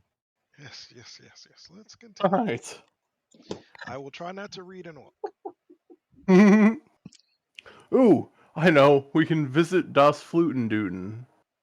Good. Wait, who's Das Flutenduden? Oh, you weren't here for Das Flutenduden. It's the ocarina shop. They sell musical instruments. Oh, sweet. We gotta go. Yeah. We almost came here for the Black Ocarina to get into the Fire Temple, but then Crow had it. You know, we are such evil people. We're going through, yeah, let's get books, let's go out of Nagilance. Meanwhile, Athene's crying somewhere, unhappy, and we're like, let's do the next cool thing. Let's go to the shop with the funny name. Oh, it's fine. At least I didn't just Oh, get gosh. cursed. That's Oh, true. man. That's true. You are safe now. So, Wait, do you think Athene will want to go to this place? we might, but Ooh, we'd have to find her. or we go without her. Just hear me out. We go without her. We get some ocarinas, and then we give her a nice little serenade to help put her in a better mood because she's a little, feeling down right now. I was Deacon chimes in. I wanted to make her a paper fish so that she has a little friend in times like this. So, You can play a Oh, pan that'd be flute. cool. What's that? Mm, yeah. so You can play pan flute. do we remember where Das Flutenduten came from? Yeah, it's the German title for Ocarina of Time for some reason. Yeah, that's what they called Ocarina of Time in Germany. Truly amazing. I would love to get like that like N64 box of Ocarina of Time where it just says Das That'd be Fluten. incredible. Oh my god, I bet that's worth like $1,000. Okay. I'm not looking that up right now. Oh, because I am. See if it's on eBay. Like Never everyone's thought looking I'd for something type. now. Never thought I'd just type Das Fluten Duten into eBay. I'm I'm typing in.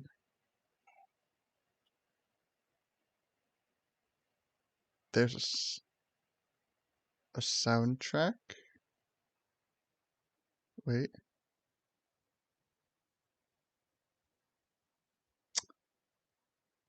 I'm gonna find it. I'm making this like my life's thing at this point. I will own a German copy of Ocarina of Time. It's going on my Amazon wish list. Hell yeah. Mm-mm. So we're heading over to the Flute and Dootin', is that right? Yeah. Yes. Yeah. All right. Das Flutendut. So you walk in, and yeah, what guys there is like, how can I help you? Hi. Man. You know, now that I think about it, I really wish I took that, like, bedazzled ocarina off Roman Corpse. That would have been good right about now.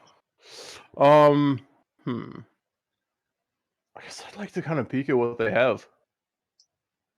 Okay.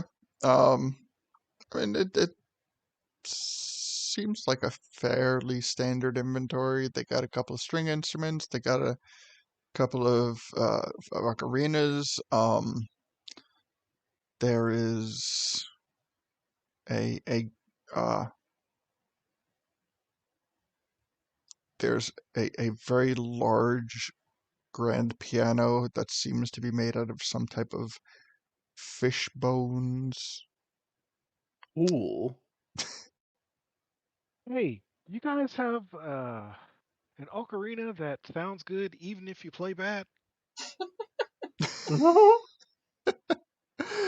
um, n- 'Cause I'm not very skilled, but I have I've got a friend that I want to try and cheer up, but I don't want to make it worse if I can't play very well. well, I mean, we have this over here, and it's like a booklet, and on top of the booklet is an ocarina with like a covering on it that like adheres it to the book, and it has the title on it. It says "My First Ocarina." Aw. Aw. And it's like, well, I mean, this is usually reserved for children, but um, I mean, if you Uh, don't want to sound bad, practice, practice, practice. hmm. Yeah, okay. Uh, yeah, I think I'll keep looking around. Okay. Have a pan flute? Yeah, they got a pan flute. I want to pick up a pan flute. Okay. We'll call it 10 rupees. Okay. Hey, if I'm really good at athletics, you got any instruments that'll work off of that? Like drums? Yeah, sure.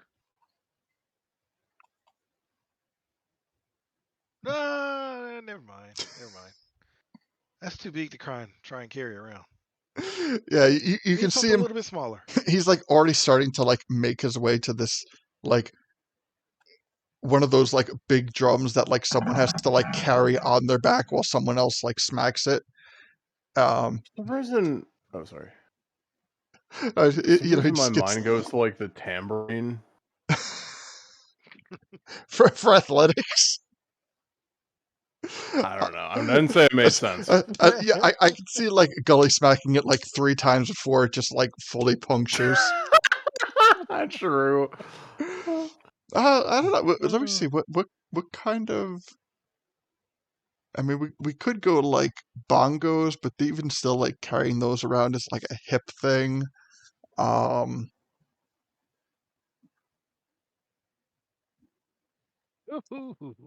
Gully with bongos. It's my theme music. Hell yeah. what? Play a little theme music before battle. I mean, I could see like a steel drum, but a steel drum would probably be dexterity. Um, I know, I know. Bass guitar. I'm all Boom. for it. All right, so he like points to this guitar on the wall, and it is this like it's this massively long bass guitar, and it is all just like decked out in like shiny black, and the whole thing is shaped like an axe. It's not an Yes, axe. It that's is the not. one. What is that? He's like, well, that is a bass. I like it. I love it. I gotta have it. Because he goes, it's real simple. You just, it's got like, it's got these 4 strings, and you just boom, and he like smacks each like individual, and it just like, yeah, he's feeling like it's like right up your alley. Okay. You got an instruction booklet for this, like you did for the little kitty toy? No, this doesn't need instructions. You just smack the hell out of the chords. Oh, I, even I, better. I don't think anybody actually But knows how to play the bass. They just play it how you feel it. okay. How much? How much? That's I was gonna say 30. How's 25? How's 20. 20? 20 deal. Beautiful. 20 marbles. Here you go. Oh, you So want you a realize, rupee? guys, we're starting a band. Yay, we're starting a band. And I've got a base. So I guess a fiend's gonna sing. Is- Does That's have what we're nice gonna voice. do. 20 left. All right. Cool.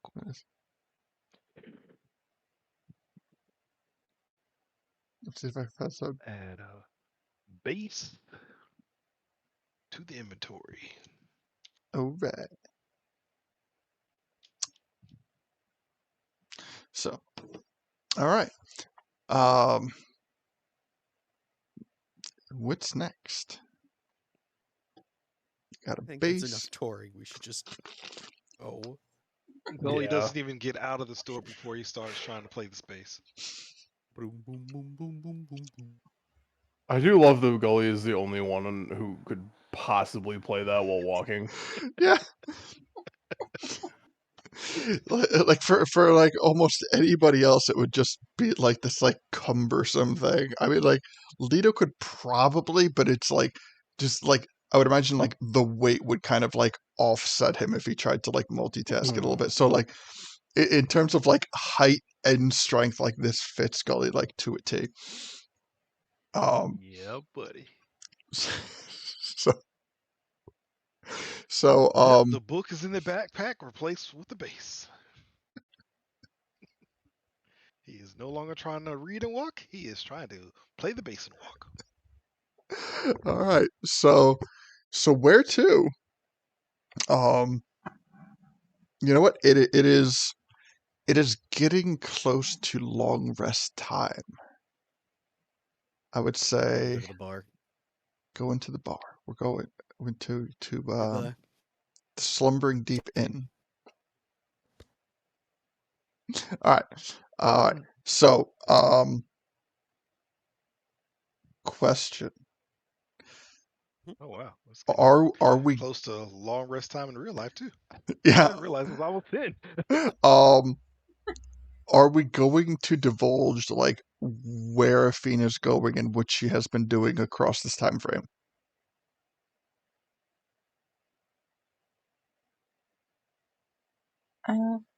Yeah, we can do. She's not doing anything important.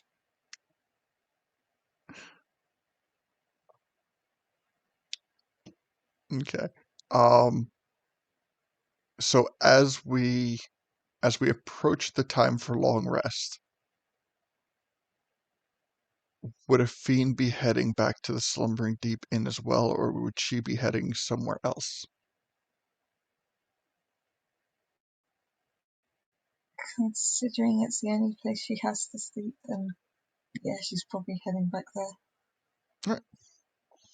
So comfortably, I would say within, I don't want to say 2 hours, but let's say an hour and a half. Within an hour and a half to long rest, um, the party reconvenes at the Slumbering Deep Inn.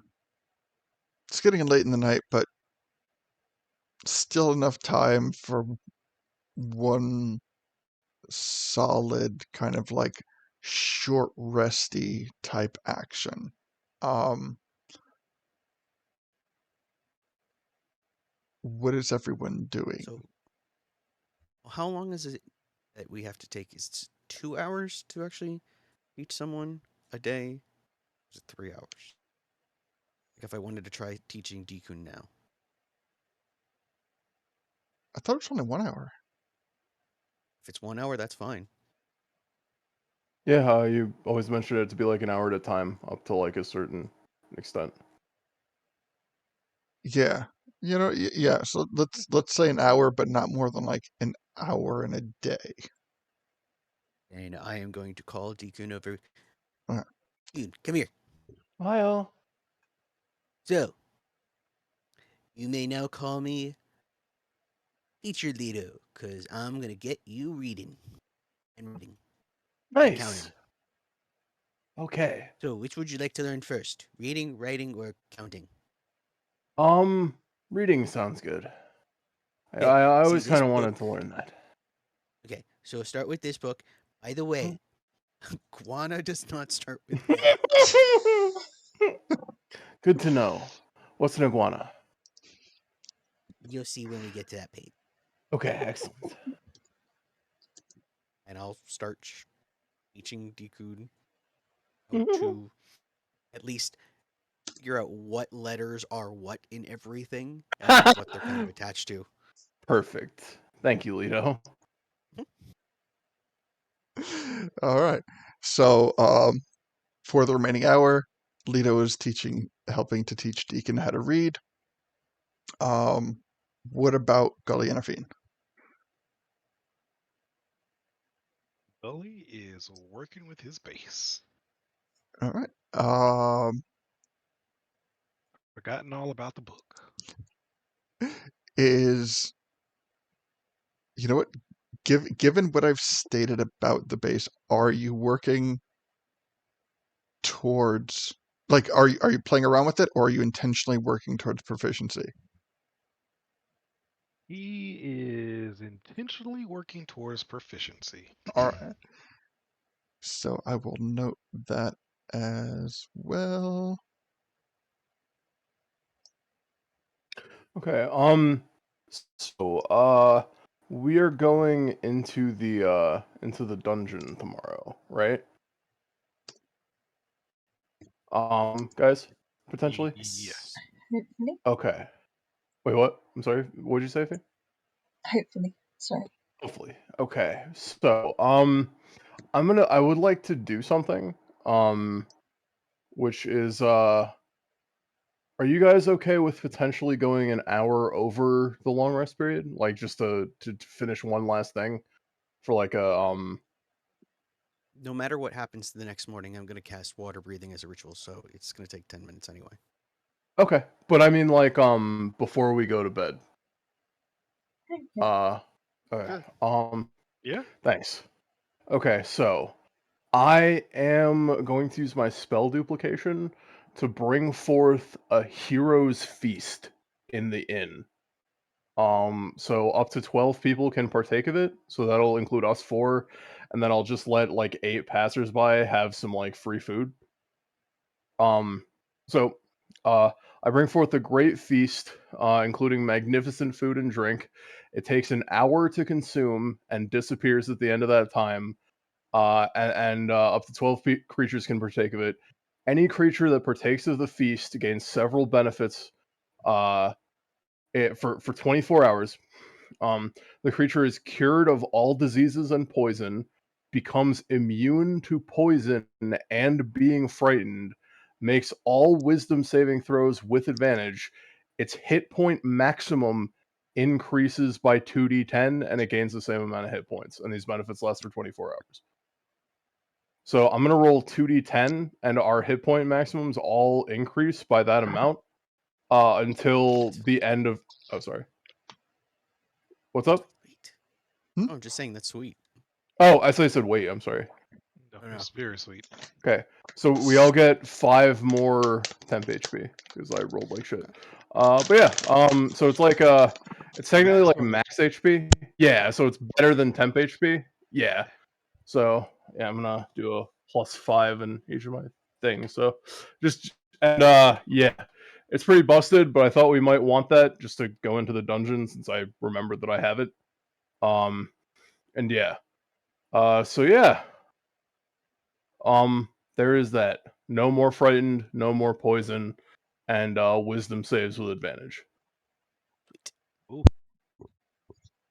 Sweet. And since you're only going over an hour over, I'm not going to have you roll for exhaustion because you would sleep it off anyway. True. Plus, we get to sleep on a full stomach with a giant feast before the battle. So All right. And for that Poor Scully's happy. nice. and, Here's one thing I'd like to do since we're back in the inn. Mhm. I'd like to pay for the rooms we slept in last night.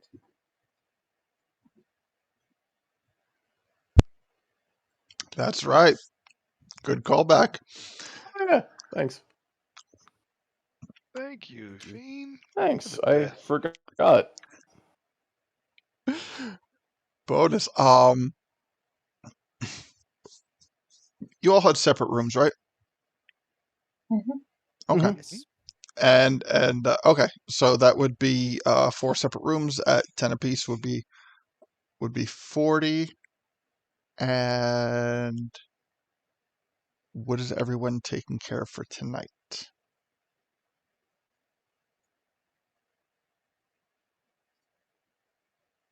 Um,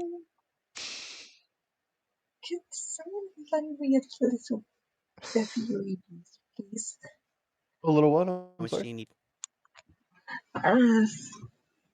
To pay for tonight as well, I will need 43. I'll chuck you 50 rupees. Thank you. Mhm. Thank you so much. Sure. No, it's okay. All right. Uh, So, um, is there anything else Afid wanted to do with the remaining time? That was it. Okay, just making Yeah. sure. Okay, so I think this is the first time in a while we're actually ending this session on a long rest, nice. which is something Feels good. right. Like I usually try to like end it on like a rest or a cliffhanger, and I'm glad that I don't have to think up a cliffhanger. Yeah. But Well, we're already on our own cliffhanger because we're just going to the dungeon tomorrow.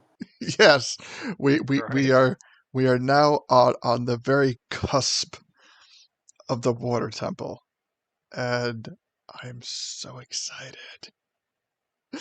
Um, so thank you everyone for tuning in tonight. Um, Thank you everyone for chat. I have not been able to address chat at all this session because you guys sure as hell didn't make it easy on me. I'm like pulling lore names out of my ass this entire session. But thank you for everyone in chat. Thank you for everyone who, thank you Gully, Deacon, Lido, and Afine. It was a phenomenal session, and I am looking forward to the next one, which we will be having in 2 weeks.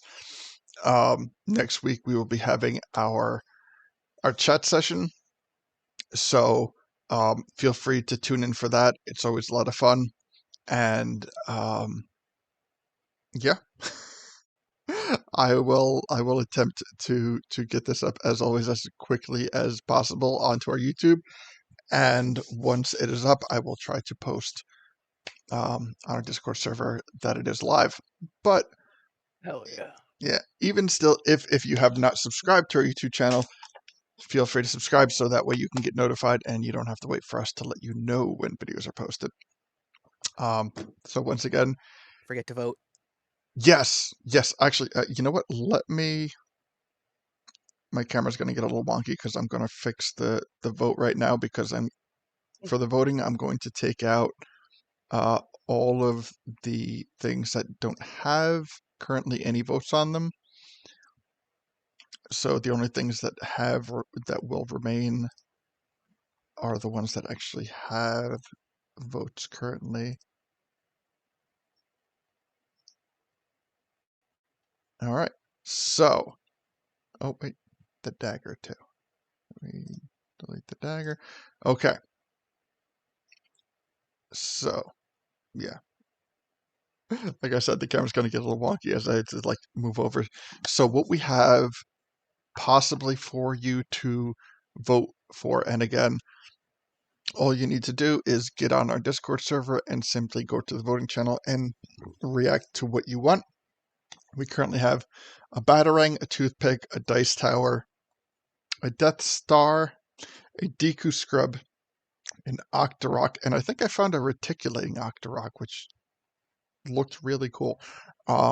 Rupees or a Redead. So all you need to do is get in a voting channel and react to any and all of those things that you find interesting. And once I get my printer set up, we will close the vote and we will start printing it out. And I'll show you guys, and I'll be very happy and excited, and hopefully, it goes smoothly. But yes, thank you again, everybody, and we will see you next week. So until then, bye. Bye. Have a good one, Bye. people.